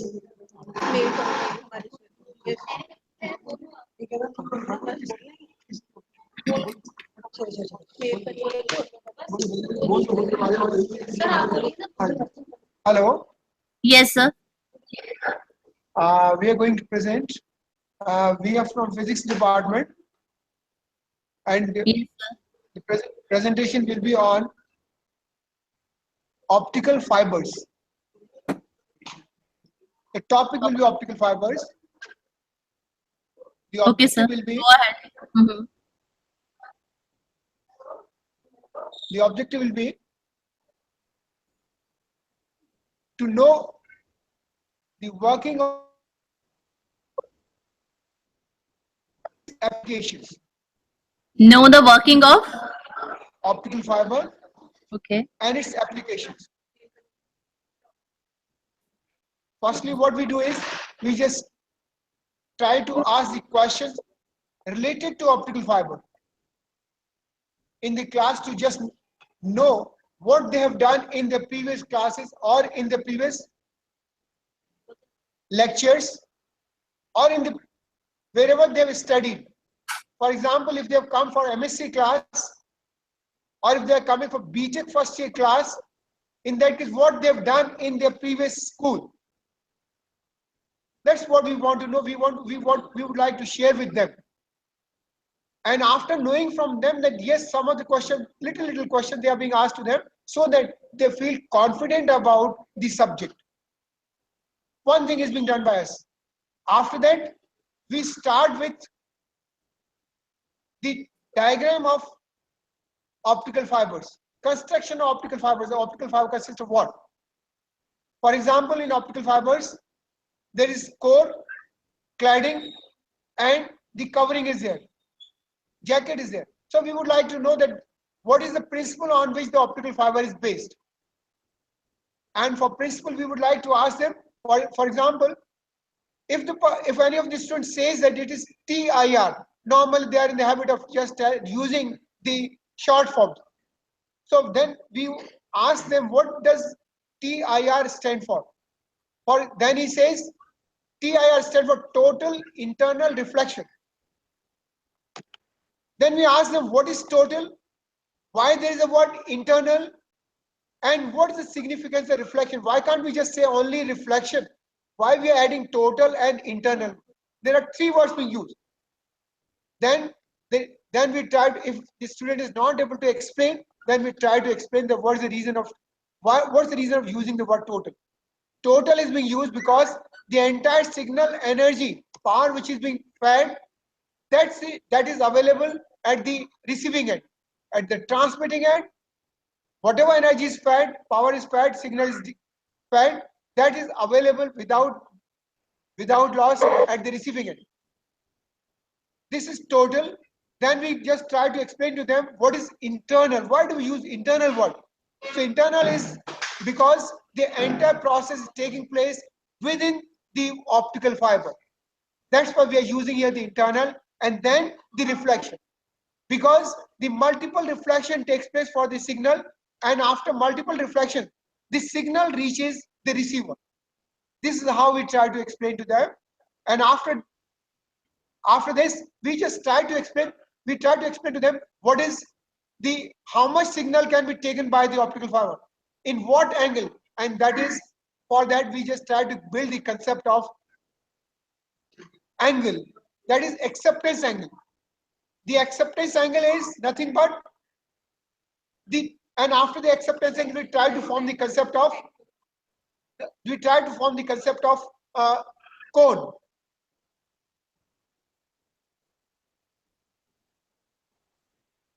Go ahead, sir.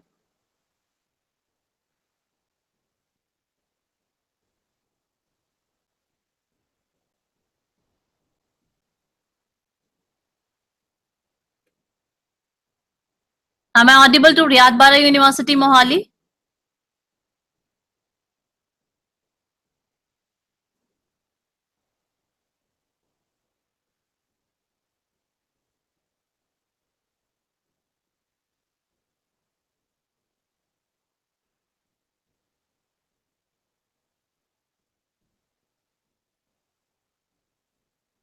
Due to some technical problem, the center is disconnected with us, but the discussion that is made by one of the participants of that particular center is on optical fiber.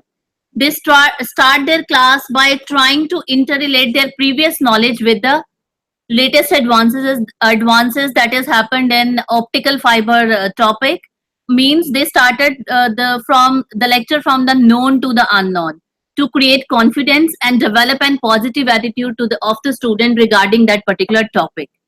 And while discussing the objectives of that particular theory class, they started with the working of an optical fiber and its application, and shown diagram to the students related to the optical fiber technique. Yes. So I think they are again connected with us, sir. My and question to sometimes you. we show them Yes, sir. animation also, a video or animation, so that students can understand fully how what is the working of optical fiber. Means different instructional medias are introduced while delivering the lecture, in which they show animated videos to the students. Animated videos to the student, and also shown the block diagram and working of that particular optical fiber diagram. Again, when they ask some of the critical questions to the student related to the basic fundamental aspects related to the subject, and if the students are giving some kind of a short abbreviation to the technical concepts, they ask the question that are really contradictory statement related to started with the why, and faculty again give an explanation to all those terminology along with their importance related to that particular topic. So this is how they introduce the whole concept to the classroom environment and motivate the student to engage in those particular activities. So thank you very much for the presentation, sir. Now I move to Career Point University, Kota.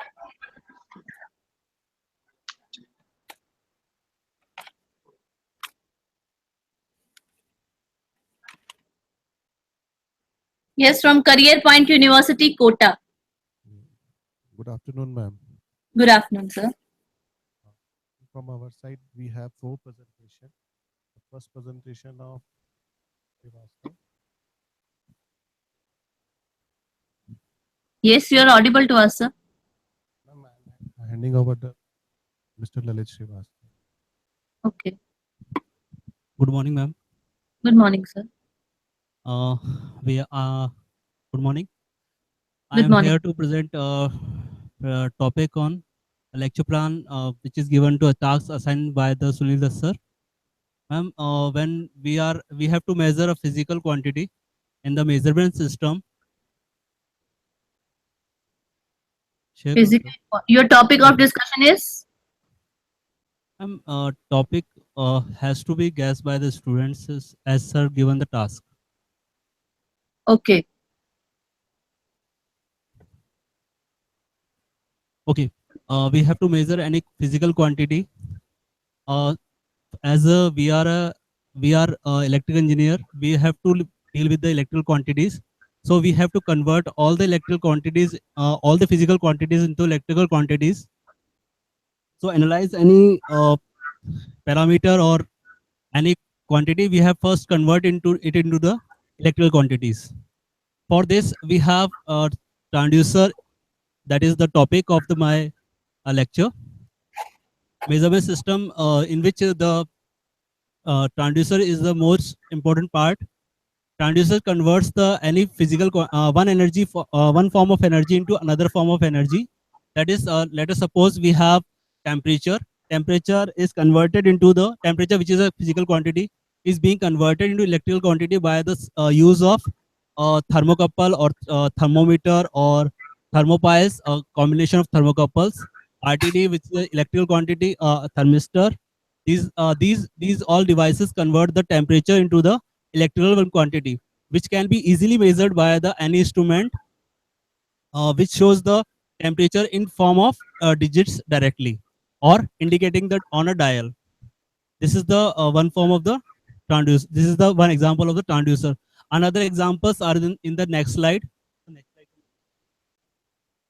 Sir, my question to you is, whenever you started your class, Yes, you ma'am. try to gain the attention of the student by giving them examples or by asking questions to the students? Ma'am, giving the examples.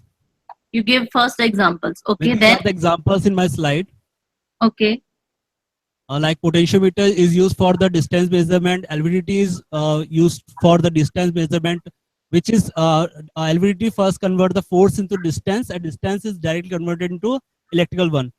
Third example is strain gauge. Strain gauge is another transducer which convert the force which is applied on the devices, then it is converted into the deformation in the material, by which electrical quantity is generated, and strain gauge do this.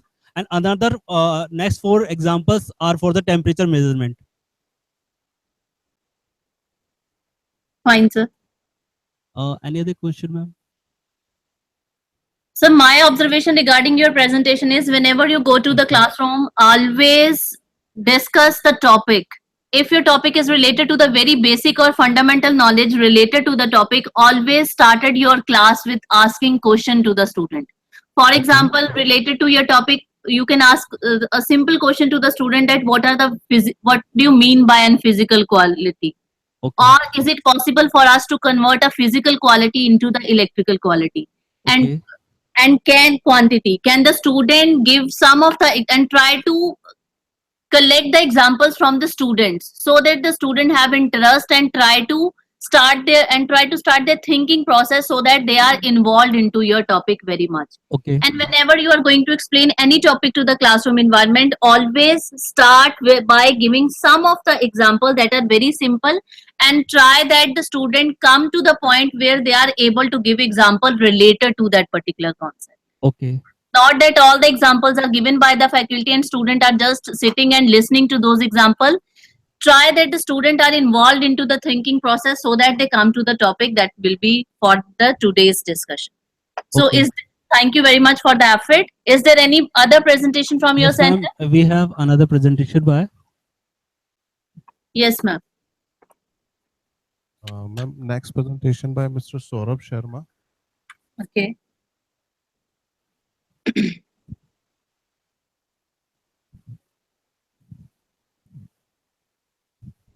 Hello.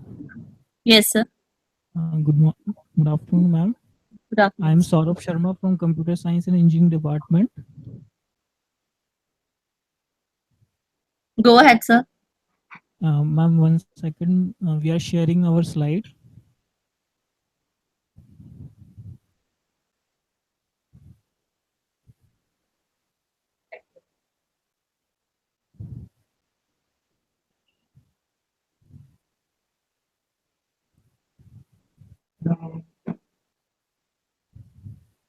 Hello. Yes, sir. Can you able to see my slide? No, sir. Just a minute. Yes, we are able to see, sir. Okay, ma'am.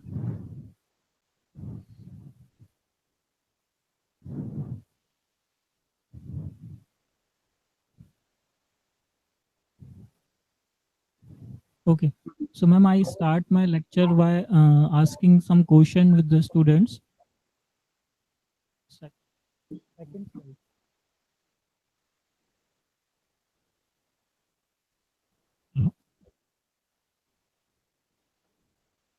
Yes, sir. By asking question to the student, then First of all, I the ask them the topic for today lesson plan is compiler design.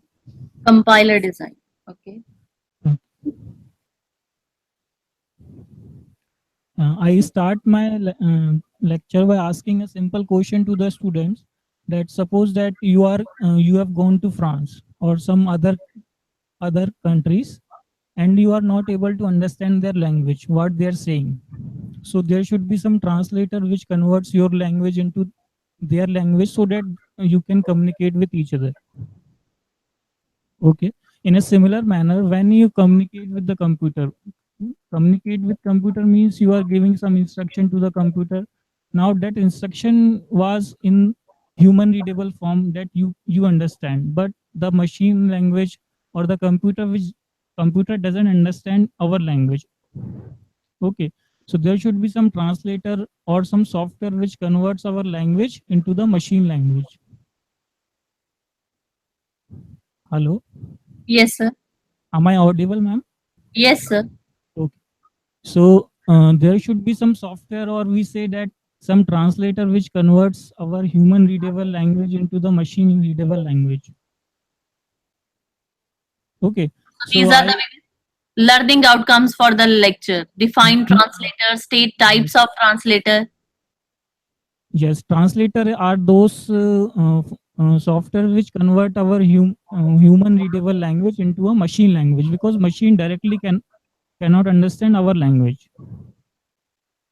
And once the machine understand our language, it has to give some output also. So that also convert into the human readable form again. So there are different types of translators through which one can convert our human readable language into a machine language. So different types of translators like the compilers, interpreters, and the assemblers. And there are different applications of these translators. For example, if you are working on some programming languages, so there should be some translator which convert that programming language syntax into the machine language. And once we want to get the output, then again it will convert the machine language into the human readable form. Hello. So in your introduction phase, sir, you have written two different things. First one is to learn about the translators in computer. And Yes. second objective will be to learn about steps in Compiler. computer design. This lesson planning is for a single theory class. Yes, ma'am.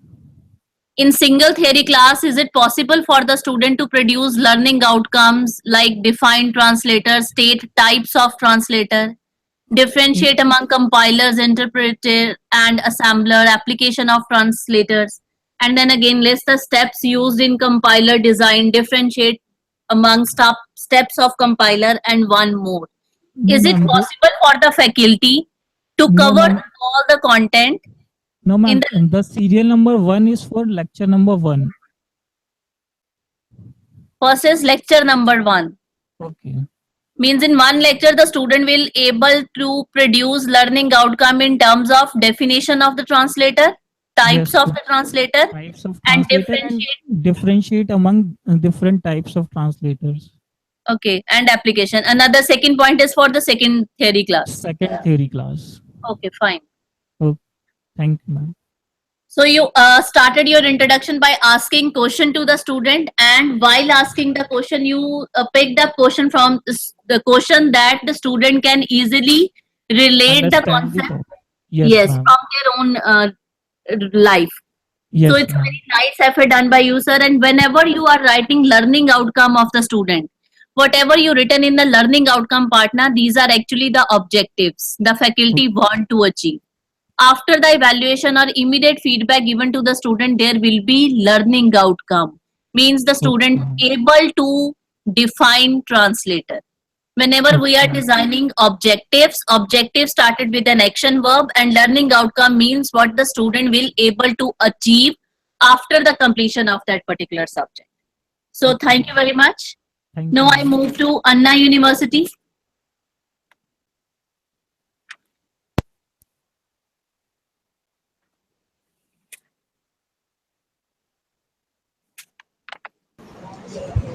Very good afternoon, ma'am. Good afternoon, sir. At the time of entering the class, Yes, sir.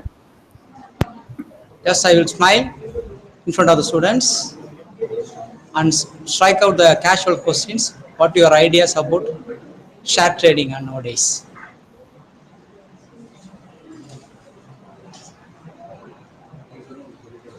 After that, After that, I have go for three parts. First one is objective and topic, and last one is learning outcomes. First, I have segregated my objectives into three, ma'am. General, specific objectives, and readiness objectives. In general, specific and readiness objectives. readiness. Yeah. Okay. In general, Please differentiate between general, specific, and readiness objective. general in the sense mean overall objectives of the what is the main aim of Overall objective. Okay. specific things. Why this subject is important.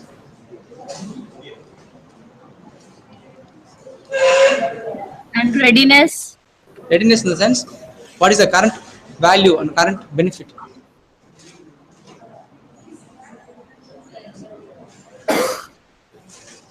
Sir, according to my observation, whenever you are deciding objective for your theory class, it's okay you divided in your own terminology, general, specific, and readiness type of different objective. General represent the overall aim or the overall objective of that particular concept. Specific means what my student able to achieve after that particular class. And readiness objective must be, is the student able to apply, able to evaluate, or able to synthesize the information that is given by the faculty. And if you want to check the readiness of that particular objective, that whether the student is able to achieve that particular learning outcome, there must be an evaluation happened in that particular classroom environment so that the faculty can judge whether my objectives are achieved in that particular theory class or not. Because in readiness objective, when you are judging the applicability of that particular topic or concept, it will not happen without evaluation. So whenever you are designing for your theory class, and if you are considering readiness kind of an objective, means you try to develop higher order thinking skills of the student, and it's a very rigorous task. Means you need to design some of the tasks related to the fulfillment of those particular objectives. Yes, ma'am. Secondly, I move on to Actually, topic. ma'am, hold a minute, sir. Sir is explaining that readiness objective means whether my student is able to apply that particular concept.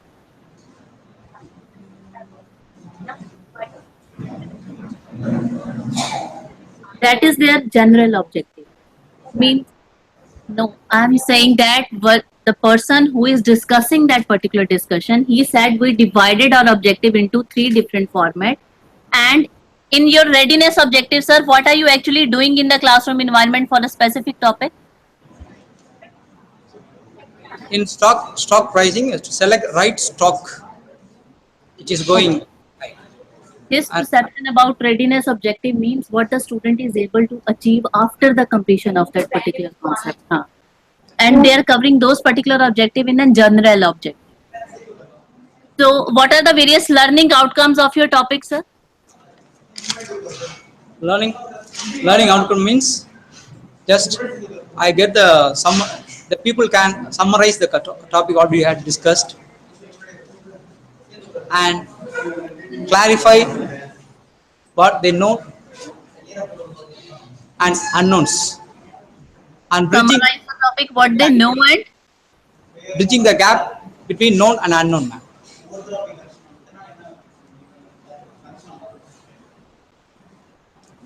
sir, the learning outcome, according to my observation, the learning outcome of any lesson planning doesn't mean that the student is able to summarize the whole topic.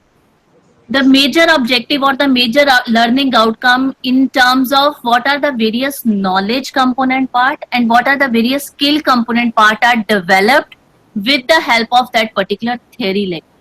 When you are doing summarization kind of an activity means note taking, 1 minute paper, and another type of an active learning strategies means the student is summarizing, means he is memorizing some of the concept and producing that particular concept in his or her own language.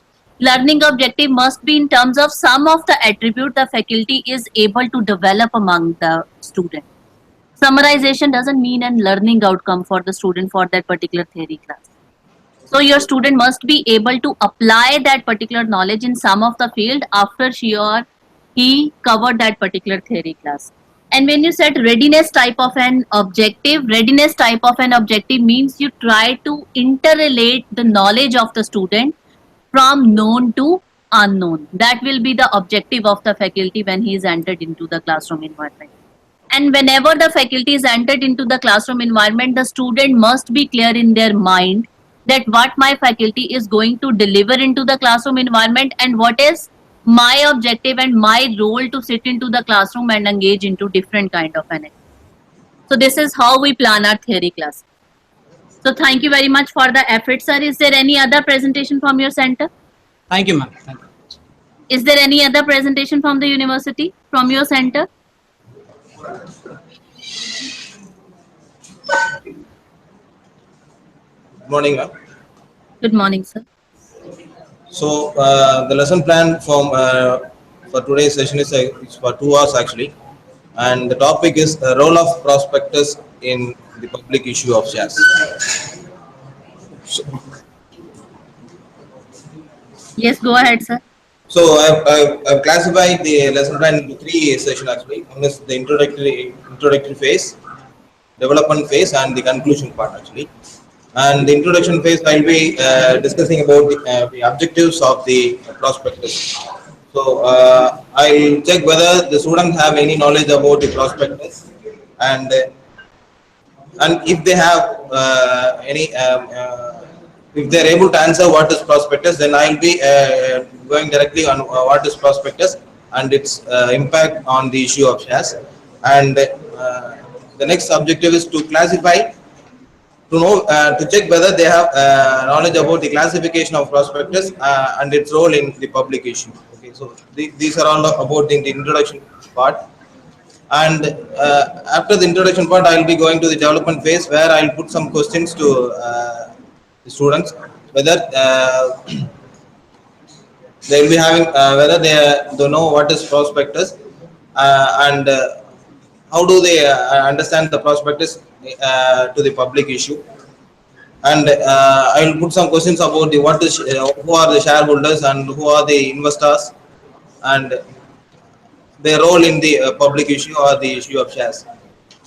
And after the development phase, I'll go to the conclusion part, where I'll give some assignments based on the development phase, and I'll go for the corrections, whether whether they have understood correctly, or I'll give some I'll take some corrective actions based on their assignments or tasks given to them. Thank you very much, sir. According to the observation in the introduction part, you are simply defining the objective to the student. The role of the faculty is first to create a motivation and curiosity among the student related to the topic.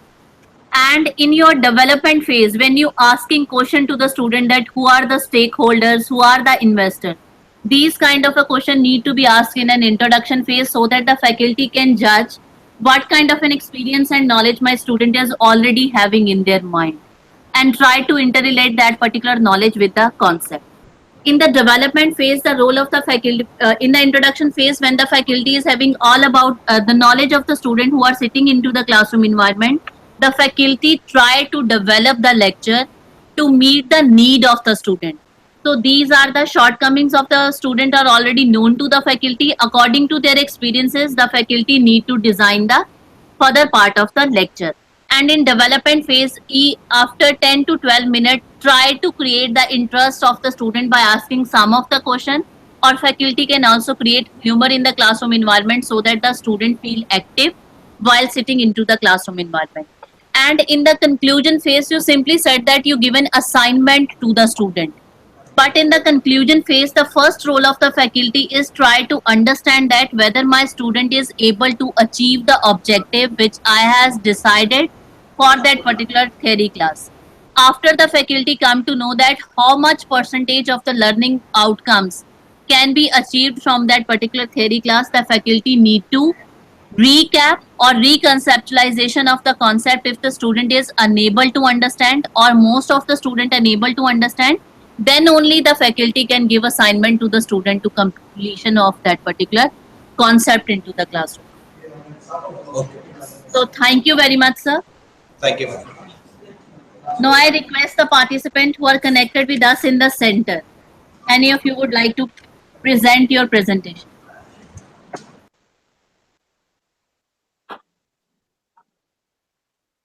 UV Patel engineering college रह गया ना? नहीं, आप कहिए sir.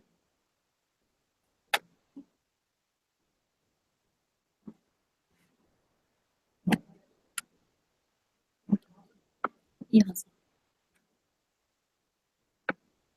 So the participant who are connected with us in the center is going to present this particular task.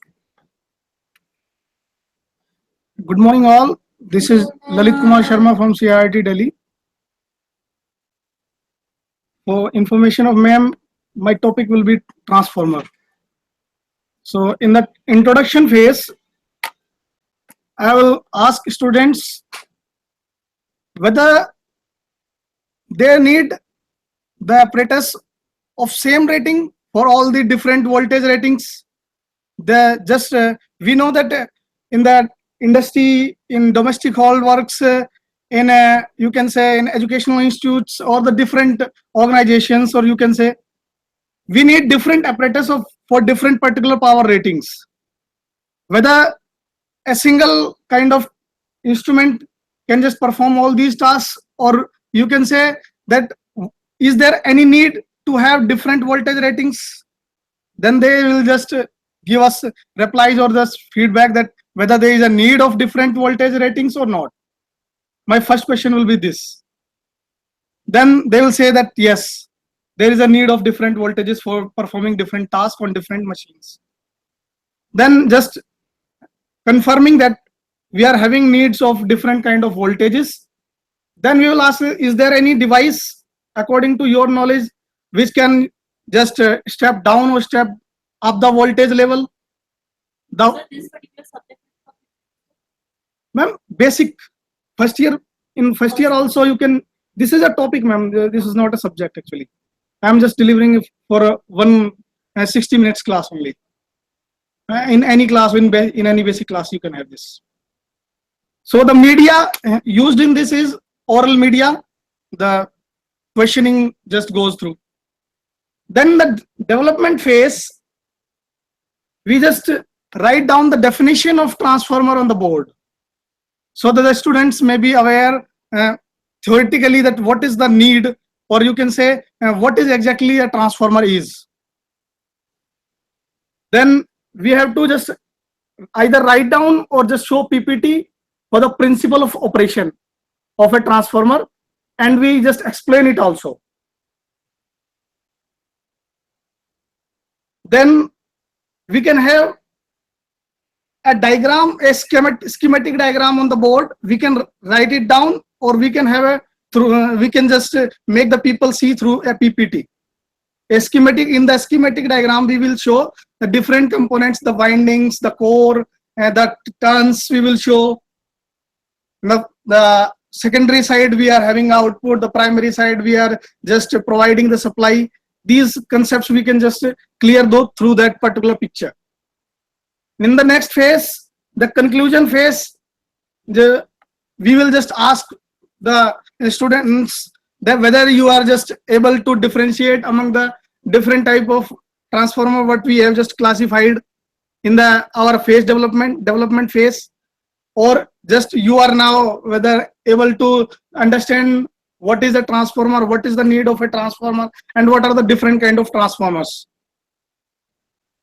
Our learning objectives were necessity of a transformer, define transformer, explain operating principle, and we had just given classification of transformer also.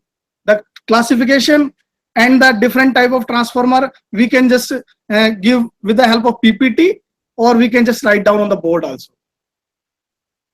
And I have just given some time allocation to the different particular things. There in introduction phase we can have 5 to 10 minutes. In the development phase around 40 minutes will be there. Around in conclusion phase it will be around 10 minutes, and the last 5 minutes will be for attendance. Yes, ma'am. Thank you very much. Thank you, ma'am. Thank you very much.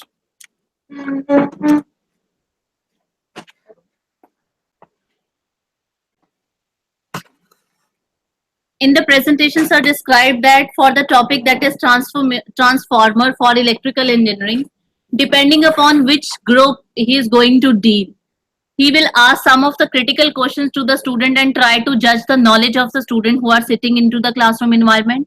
Different type of media can be used, animated videos, PPTs, as well as the written and oral presentation given by the faculty related to that particular topic. And in development phase, he tried to mature the knowledge of the student in step-to-step practices by engaging the student into the classroom environment, showing them schematic diagram of different transformers, and in the conclusion phase he will evaluate the student and try to judge the knowledge of the student at the end of the classroom section. So very nice effort done by sir. Now I request ma'am to present the topic. कोई भी कर दो ma'am is basically from management branch.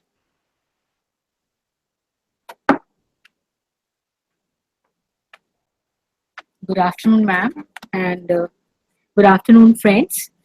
I'm gonna present a outline of a lecture, instructional planning on a subject of strategic brand management, which is my area of specialization. So, format of a lesson plan, the very first was the instructional objectives. The major objective is to introduce to the students, because it's the very first lecture of this semester. Assuming it's the very first lecture of the semester, introduce the students to the course of brands and strategic brand management. Now, the general objective is to make students understand the concept of brands, branding, and brand management. Specific objectives are to define brand, their relevance and importance of brands, difference between brands and products, outline the branding challenges and opportunities. And assuming that students have a knowledge of products, definition of a product and a service, and they have somehow knowledge of some examples of products. Now, while going for a lecture, the very first phase is the introduction phase, where the major objective is to introduce the students to the area of brand. Here I will be asking them one simple question, that every one of us has a name. Now just let me know that why we are named. What are the advantages of or disadvantages of giving name to an individual? Right, so they will be answering my questions. So follow with this, I will tell you that as we all have names which identify us, which create us, which distinguish us from other people in a class, similarly companies also are compelled to have some kind of name or symbols given to their creations so that they are able to distinguish them from their competitors. Thus, by asking them this kind of a question and also asking them following this question, that what kind of factors they always look out when they are buying any kind of a product, and then asking them again the relevance of brands. I'm asking them some of the products, some of the brands which they appreciate, right, for them, which are actually they love, and why they have a passion for those brands. So just asking them the question. So with this, I will tell them, I will introduce the course to you, and I will tell them that now across the semester, entire semester, we are going to talk about brand, how to build brands in the market, and what are the various problems which has been faced by different companies to build brands in the market. Now, in this introduction, will take around 10 minutes to introduce the course to the students, and by the PowerPoint presentations or by mutual discussions with them. Now, in the middle, I will start my lecture in the development phase. I will define through the PowerPoint projects or through one or two videos. I will define brands. I will like to differentiate brands from the product, their advantages and disadvantages, and can anything be branded? That's more important. So few good topics I will deal in the development phase, and in the conclusion, I will summarize whatever we have done in a class, and it will just 5 minutes, and asking students simple questions, right? And finally concluding and asking them if there any kind of a question they would like to ask me. And finally, an attendance. I always take attendance at the end of the class. Thank you very much. Thank you.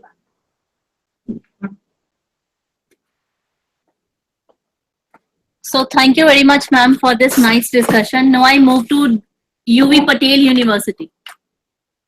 Sorry, UV Patel College of Engineering.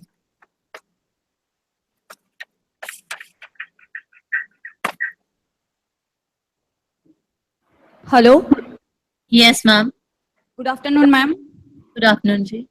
Myself, Priyanka Patel from Electronics and Communication Department in UV Patel College of Engineering.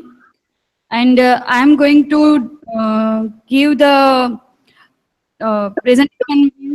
My topic is modulation. In the communication system, one main term is there, which is a modulation, right? So basically in the classroom, it will be a two-way, like questioning and answering from students. But right now, I am going to describe that how I am going to point out my main point modulation. Okay, ma'am? Okay. As we know that very basic communication system or basic communication is that exchanging the information or views or ideas, right? But communication system, if we say that communication system is there, it means to share some ideas, to share some informations. That information could be in the form of video or text or some documents or pictures. Anything can be there as a information, right? So whenever we are exchanging our information, views or thoughts and ideas, it is known as communication. So basic communication system includes one transmitter and one receiver, and of course the medium is required to transmit the data, right? So in the classroom, I will be like a transmitter, as I am sending some information. Students are receiving some information, so they will be a receiver, and the medium will be air, right? So there will be a very basic communication system block diagram, and it will give the clear-cut idea regarding communication system, that one transmitter, one receiver, and one medium is required for the communication system, the basic elements. Then after, I will say that for short distance communication, like face-to-face communication, there is no need to manipulate our information signal, right? But as the distance is increasing, for the long distance communication or one place to another place, we generally use mobile phones. Means for data transmission in long distance, we need some devices which carry our information to the destination. If we take one real-time example, that if I want to travel within the university or within the campus, I prefer walking. But if I want to travel from one place to another place, which is in the long distance in terms of kilometers, I prefer some vehicles. Means that vehicle will carry me to the destination point, right? So information signal required one carrier signal to carry itself to the destination point, to the receiver, right? So this process in terms of communication, it will be like our information signal is carried by some carrier signal, which is the high frequency signal, and this process is known as modulation. So students will get clear cut idea that what exactly modulation is, right? Then after I will give the technical definition of the modulation, that superimposing the superimposing the lower frequency information signal to the higher frequency carrier signal which is generated by the local oscillator. That whole process is known as modulation. And then further I will discuss more regarding the modulation for the equations, block diagrams, the types, where it is used, how it can be used, what is the importance of modulation, that I will discuss further on. Thank you, ma'am. Thank you very much, ma'am. Very nice presentation made by you. You started that the introduction can be while introducing the topic to the classroom environment, there might be a two-way interaction of the faculty as well as of the student, and you're asking question. On the topic of the communication, the student have the basic idea regarding communication, and you started your topic from that particular concept, that what is communication, what is required for the communication, and what kind of medium is required for transmitting information from one place to another. This very nice presentation made by you. Is there any presentation from your center? Any Yes. other presentation? Yes, ma'am. Yes. Hello, ma'am. This is Idal Patel from Civil Engineering Department. My topic of presentation is on building construction material concrete. Right. Okay. So suppose I have to teach the students of 4th semester civil engineering, assuming that the fundamental principle of building material are clear with them. So when class, I'll ask them, and the response is ask questions students to the topic that I have to. Right. Questions are which building materials have you seen, or have you ever seen the mixer which continuously rotates to mix the ingredients at the site? Have you ever seen the casting of slab, beam, and columns?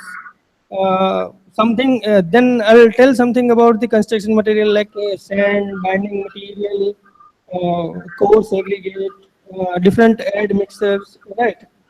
So after that, I'll explain whole definition of the concrete. What is concrete, right? So concrete is, concrete is nothing but the mixture of cement, coarse aggregate, fine aggregate, and required quantity of water, right? So after clearing the definition of the concrete, I'll go to the grades of concrete. Right? Which are the different grades of the concrete? Which are the different proportions to produce the concrete of different grades? Right, types of concrete. So this is how I'll explain the topic of concrete to my students, right? And the objective is very clear to make them understand to production procedure of the concrete of different grades. Something about the applications and its types, which are the different admixtures used for various applications to produce the concretes. So these are the different objectives of that. After finishing the 50 minutes of my lecture, I'll ask certain short questions to them to assess whether they have gained something from my lecture or not. That's all, ma'am.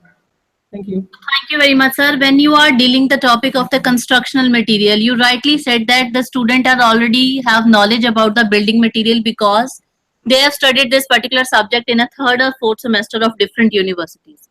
Whenever you are discussing different type of constructional material into your class, and if it is your first class for that particular semester, I think the faculty need to also discuss what are the various recent advances that are happening in the construction industry. What are the various recycled material? For example, nowadays used tires, waste plastic material, fly ash material is also used by the construction industry for the production of different buildings. So these kind of a discussion also need to be happened into the classroom environment so that the student are aware of the latest technology related to their subject along with the syllabus that is given in their curriculum. So your introduction phase is always started with asking some of the question to the student, and you try to relate the student with the topic of the discussion of your class. Thank you very much for the discussion. Yes, Thank you. from any other center, any participant would like to present? Just a minute, ma'am. Hello, ma'am. Yes, ma'am. I am Idiksha from Biomedical Department. And my You are topic from is Patel College of Engineering. UV Patel College of Engineering. Yes, ma'am. Okay. My topic is the I want to um, clear the concepts of the different characteristics of the instruments. So for that, I want to first, when I start the lecture, I just want to create the curiosity in the student. So I start with the one simple question that which instrument is used to measure the resistance? So I think all the students are from the engineering, so they are coming from the 11, 12 physics also there. So they know the multimeter. So they know they give the answers multimeter. So then I tell them if the resistance standard value is 100 ohm and the multimeter measure the 99.8. So there is a difference between the 100 minus 99.8. So what is the difference? The difference is 0.02. So what you call them? Then the students easily say this is the error. Okay. Now I tell them there is another multimeter which measures the resistance 99.9. So difference is 0.01. So which one is better? I just ask the question from the students. The students say first one is second is better. Then I ask them why. Why you choose the second? So they say the error is minimum. So how you can say error is minimum? Then some of these are more accurate than the previous one. So my first characteristic is accuracy. So in this way, I just go to the term accuracy. So this is the first characteristic of the instrument. And the same way, the second characteristic is the precision. For that, I again ask the question to the students that I use the multimeter. Then I measure the distance. It will give the value in the first measurement 99.5. Again, I measure it will give 99.5. Again, I measure it will give the 99.5. So consistently, it gives the same reading 99.5. So what you call that? So they get the consistency repeatedly. So this is the second term which is known as the precision. So they can find out the difference between the accuracy and the precision. So in this way, I can explain them the different characteristics of the instruments. And finally, after my lecture is almost complete, then I ask the students, then they give the different examples which can differentiate between the accuracy and precision rather than the multimeter instrument, like voltmeter, any kind of instrument which measure the any kind of quantity. So they can clear the concepts of the different characteristics of the instruments. Thank you, ma'am. Thank you very much, ma'am. According to the observation in the whenever you are going to engage your class for this particular topic, you started with the examples that are taken from their previous knowledge, and you give them an hand-on experience to the students so that they can analyze the information they already had in their mind and try to come up to the point where the faculty need them to learn for the different concept. But my suggestion to you is whenever you are discussing characteristics of different instruments in the classroom, always started with the question why. Why accuracy, precision, or other characteristics of the instruments are necessary to study by an engineer related to their specific branch.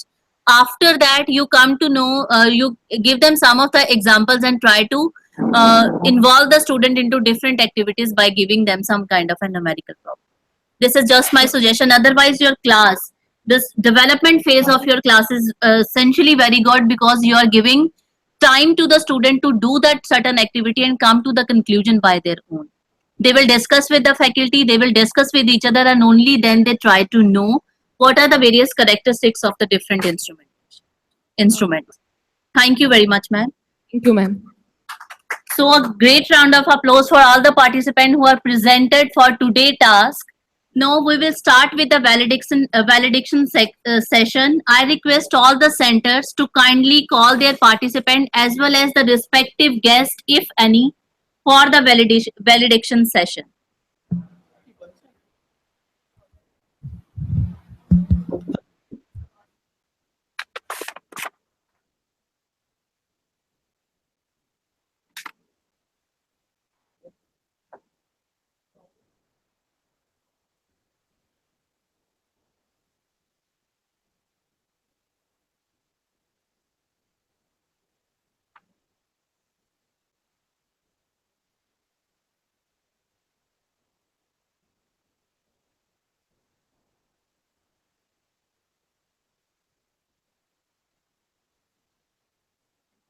Can we start with the validation session? Yes, from CT Group of Institution.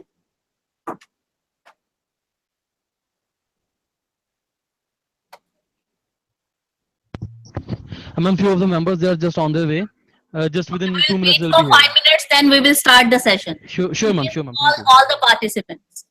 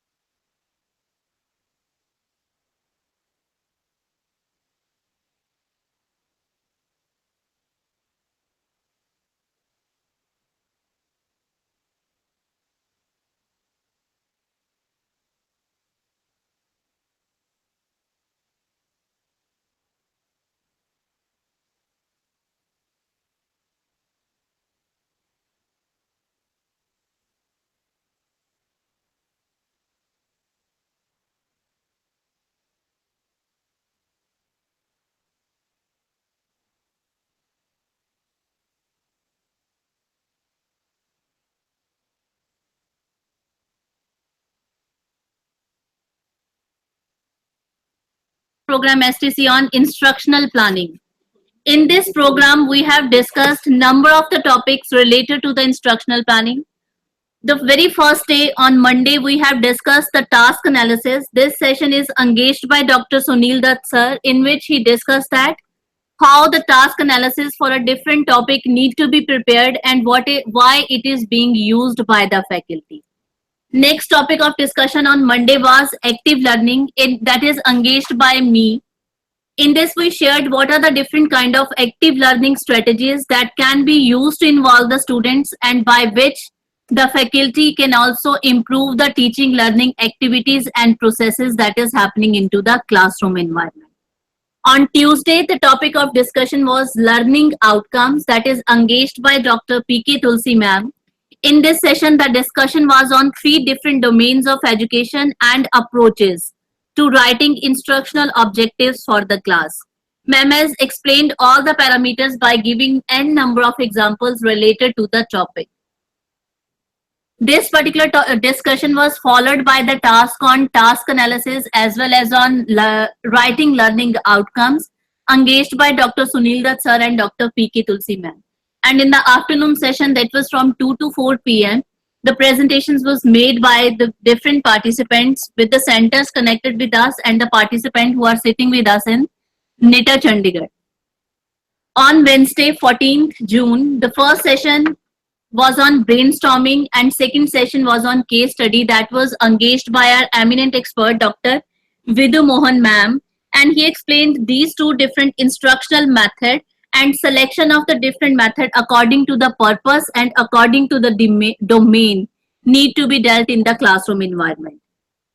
Another session that was on 14th afternoon session was on evaluation and evaluation technique. In 21st century, the student is altogether different as compared to the student who are sitting into the classroom environment some of the years ago. Nowadays, the student want a clear and transparent picture of the evaluation process. And the faculty must have introduction of what are the various evaluation strategies and techniques used for the different activities that is happening into the teaching learning process. This session was again engaged by Dr. P.K. Tulsi ma'am, who is also the coordinator of this particular program.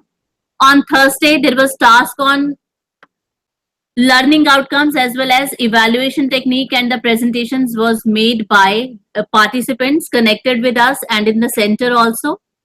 On Thursday, the second session was on media in teaching and learning. As from the discussion, we come to know that the student who are sitting into our classroom environment is a homogeneous mixture of different age group, previous experiences, as well as the knowledge parameter. And media is one thing nowadays the students are really feel connected with. So how we can use media into teaching learning process, and what are the various instructional media resources that can be used in classroom environment. Thursday afternoon session, the class was on planning for a practical work that was engaged by me. In this, we discussed what are the different activities to whom we consider as practical activity. Is it possible for us to convert our theory classes into the practical classes? And how can we plan and how can we evaluate different kind of practical activities into the classroom environment? The last day of the course, that is today, on Friday, we are in the morning session, we have discussed how can we plan for a theory class, in which Dr. Sunil Dutt sir discussed what are the different phases of the lecture, that is introduction, development and conclusion phase, and what can be the objective and how the objective and learning outcome for a single theory class can be defined, and what type of the media need to be used while dealing with the theory class. And in this particular session, you have made wonderful presentation related to the planning of different theory classes. This is all about the course that we have learned in 5 days. Now I request the different centers to kindly share your views regarding the problem, and if there is any suggestion regarding the improvement of this particular topic, that is instructional planning. Your suggestions are welcomed by us so that we can improve in future and add some of the topic to this particular discussion. Now first I move to CT group of institution.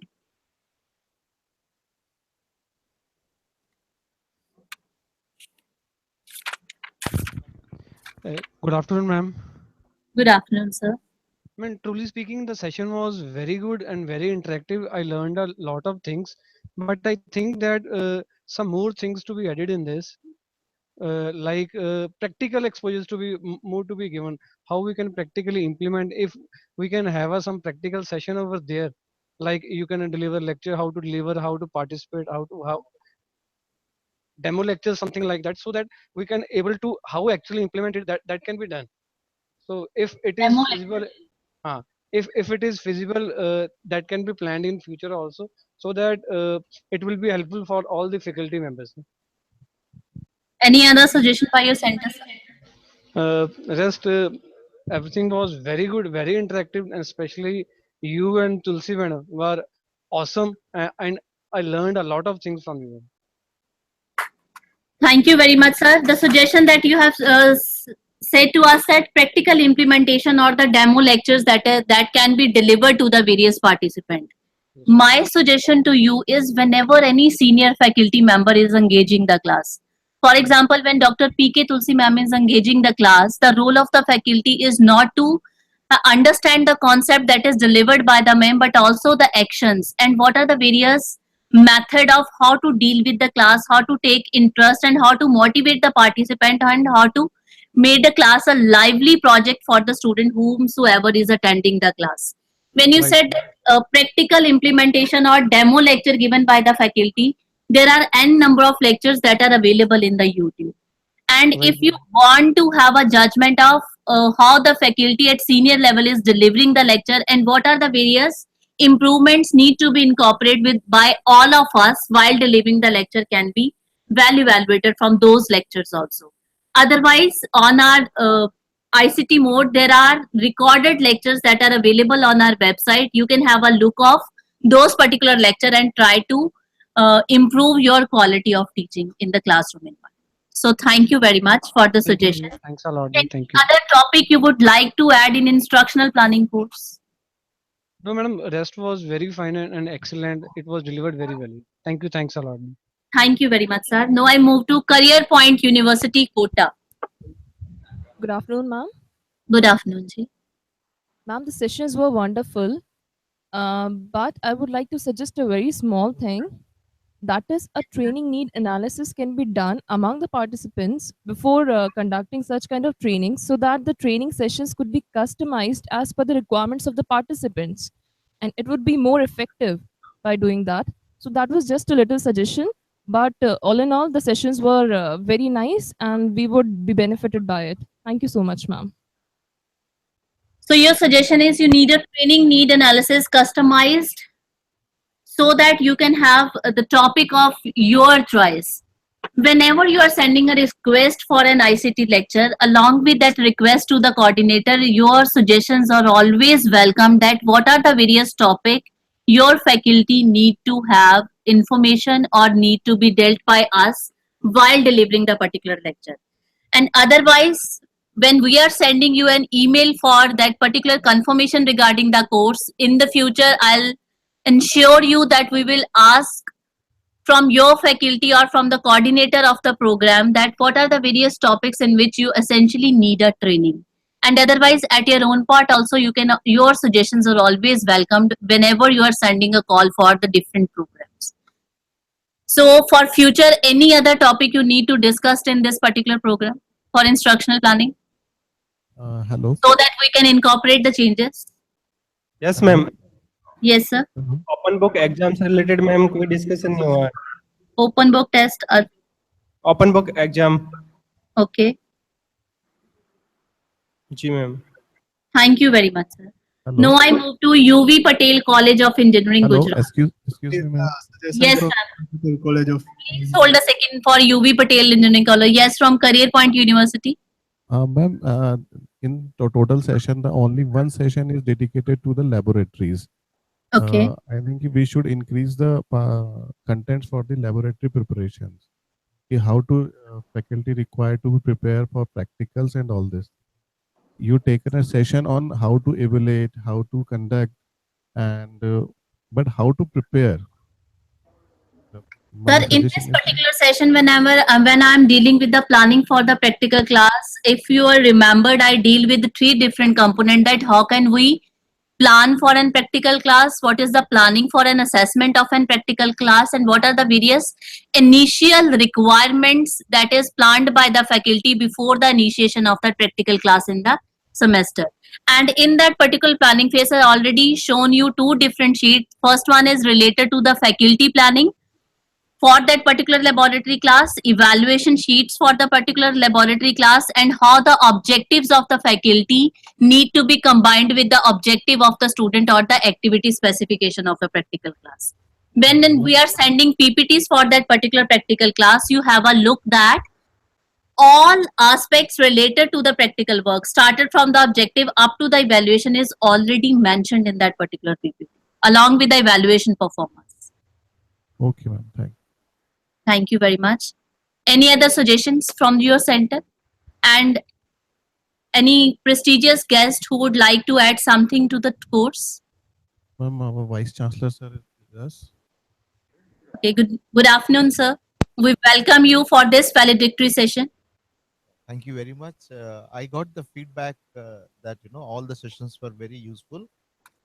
Was wonderful program. I hope our faculty had learned a lot from these short-term course. Also with other centers, participants from other centers. Thank you very much. Thank you very much, sir. We will make sure that in futures also our effort will be improved day by day, and we'll try to transmit the information to the other participants also. Thank you very much. Now I move to D.V. Patel College of Engineering. Good afternoon, ma'am. Good afternoon, sir. Myself, Jay Kumar Ratanpara from U.V. Patel College of Engineering. The training program of 5 days is such a good, it is very informative and very useful for teachers, technical as well as non-technical. From our college, almost from all department, participants has got very information like biomedical engineering, electronics and communication engineering, humanity department, civil department, mechanical department, electrical department, and we will also would like to attend such courses. And actually, I have one not actually suggestion, but one request. Whatever covered in that 5 day sessions, if possible, then you can mail us or send anyhow the PPTs and the subject material related to instructional planning, so that we can improve better. What we learned in that 5 days, that material will be useful for us. So any guest present at your center who would like to add something regarding the course? Yes, ma'am. Our vice principal and head of the department, Dr. P.J. Patel, is here. I'm hand over to him. Very good afternoon, sir. Good afternoon, madam. First of all, thank you very much for a very short time approve our center by the Tulsi madam, and our institute 16 participants will be there. So thanks a lot for a very short time we can approve our centers is there. During our STTP, we say one line outcome is there. One is the sharpening of our academic knowledge, and it will result to more productivity lectures into beneficial to our institute of the students. Thanks a lot, madam. Thank you very much, sir. As sir from your center rightly added that in this kind of a platform where the faculty from various institutions as well as the faculty for different branches interact with each other and share the knowledge. Because no, in 21st century, there is a trend of interdisciplinary kind of the knowledge need to be transmitted to the student, as well as the faculty must have a basic knowledge of the different branches related to the engineering along with their own branch. And I specifically convey your regard to Tulsi ma'am regarding the connection of your institution for this particular ICT program. My sincere thanks to you. So now I move to Riyadwara University, Mohali.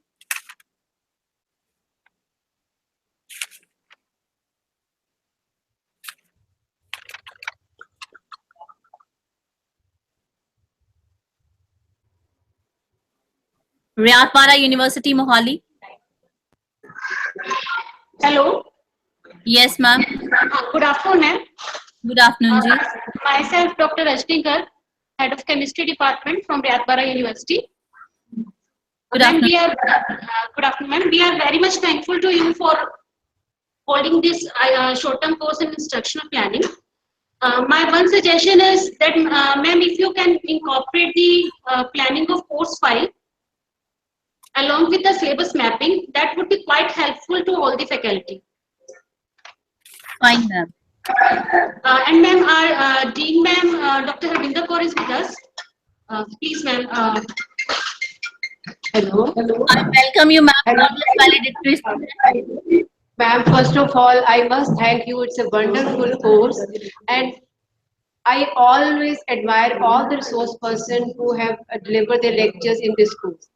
The first thing, main thing, especially Tulsi ma'am, all the lectures of all the source was very clear and very useful. So for that, I thank all the resource person for this. And in this instruction planning, I have seen many of these sessions.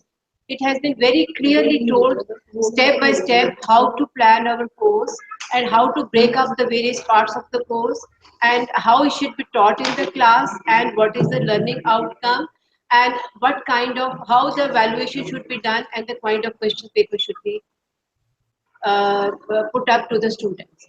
So I request to you, ma'am, just give one in future, one sample of assigning the assignments papers.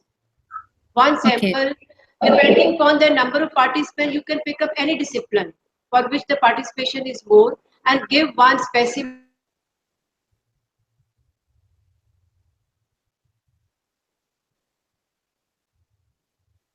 time the limitation of resources. Certain expensive operators are not available in the labs. So this can be done by the help of media, by animation and by the YouTube. For this also I request ma'am, if we can, you can add one demo lecture for this, just one of the short term. So that will also help how we can engage the students in the practical class without the actual availability of the operators. We can give them the useful information of the practical. Otherwise, the whole course is very good. Thank you, ma'am, for Thank you very much, ma'am. You have given the suggestion that the assignment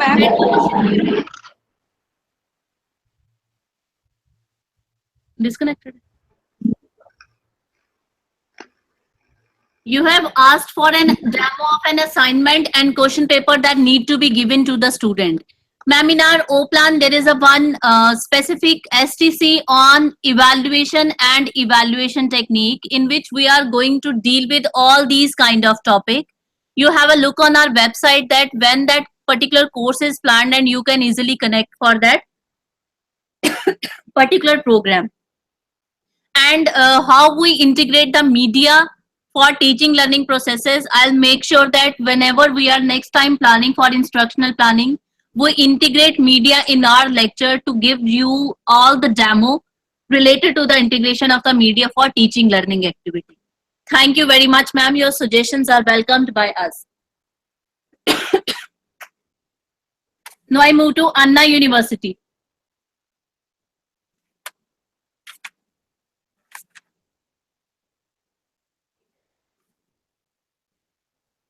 You are not audible to us, sir.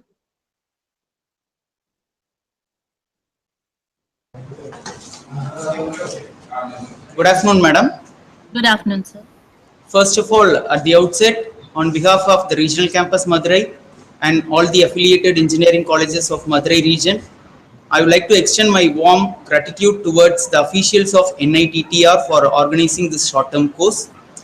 And we are very much satisfied with the course content, duration, the lectures delivered, everything. And we do have two requests on from our side, madam. The first one is the materials, the PowerPoints, the videos of this 1 week session. How can we get that, madam? So simply you send us some, I think your mail ID is already with the coordinator, ma'am, Dr. P.K. Tulsi. Yes, ma'am. We will send you the mail of all the PPTs. Okay, madam. And second request from our side is the number of days of this short-term course can be increased either to maybe, for example, for 2 more days or something like that, and few more topics related to the psychological aspects of teaching that can be, included in this short-term course. Sir, in our NITR Oplana, there are n number of courses designed in particular art department that are related to those different psychological aspects of the student. Okay. And there are some of the courses that are for 2 weeks also. Okay. So you have a look for the O plan and try to identify what are the areas where your faculty need a training and send the mail to the respective coordinator of that particular program. Okay, ma'am. Thank you. Thank you so much for the opportunity. Thank you, Ji. Any guest at your center? No, madam. So thank you very much. A great round of applause for all the participants and the centers who are connected with us. It's the effort that are made by the local coordinator as well as the faculty present at a nature. Because of your wonderful interaction, it is possible for us to conduct a successful STC. So I hope the future association with you all. So best of luck for your future assignments. Thank you very much for this particular program. Good afternoon, madam. Hello. Yes, sir. Madam from Bihar University. Yes, sir. Madam, you people discussed about merits and demerits of evaluation system. Each of the faculty is knowing about these demerits. Still, we are following the system. Madam, what is the best way to remove these demerits from the present system? Because guidelines have been set by the government or by the UGC. So, what do you think? What is the best way to remove these demerits from the system?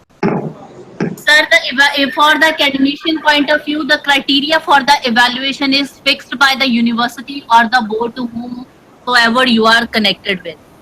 Otherwise, for the formative type of an assessment, means for the internal type of assessment that is happening at your institution level, the faculty can create and develop a transparent system so that the student who are actually have that potential to get marks can achieve that particular percentage. Otherwise, the policy making is difficult at institution level.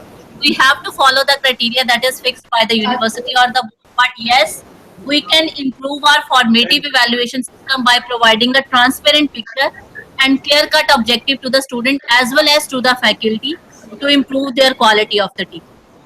Ma'am, one suggestion I wish to give you. In this type of FDP, you should invite government people also from the higher education, so from the Punjab University, like. Sir, in NITR, one department is curriculum development department. In curriculum development department, they are conducting number of workshops related to the policy making and designing of the curricula and syllabus. Yes. Thank you, ma'am. Thank you very much. Thanks for all the centers who are connected with us.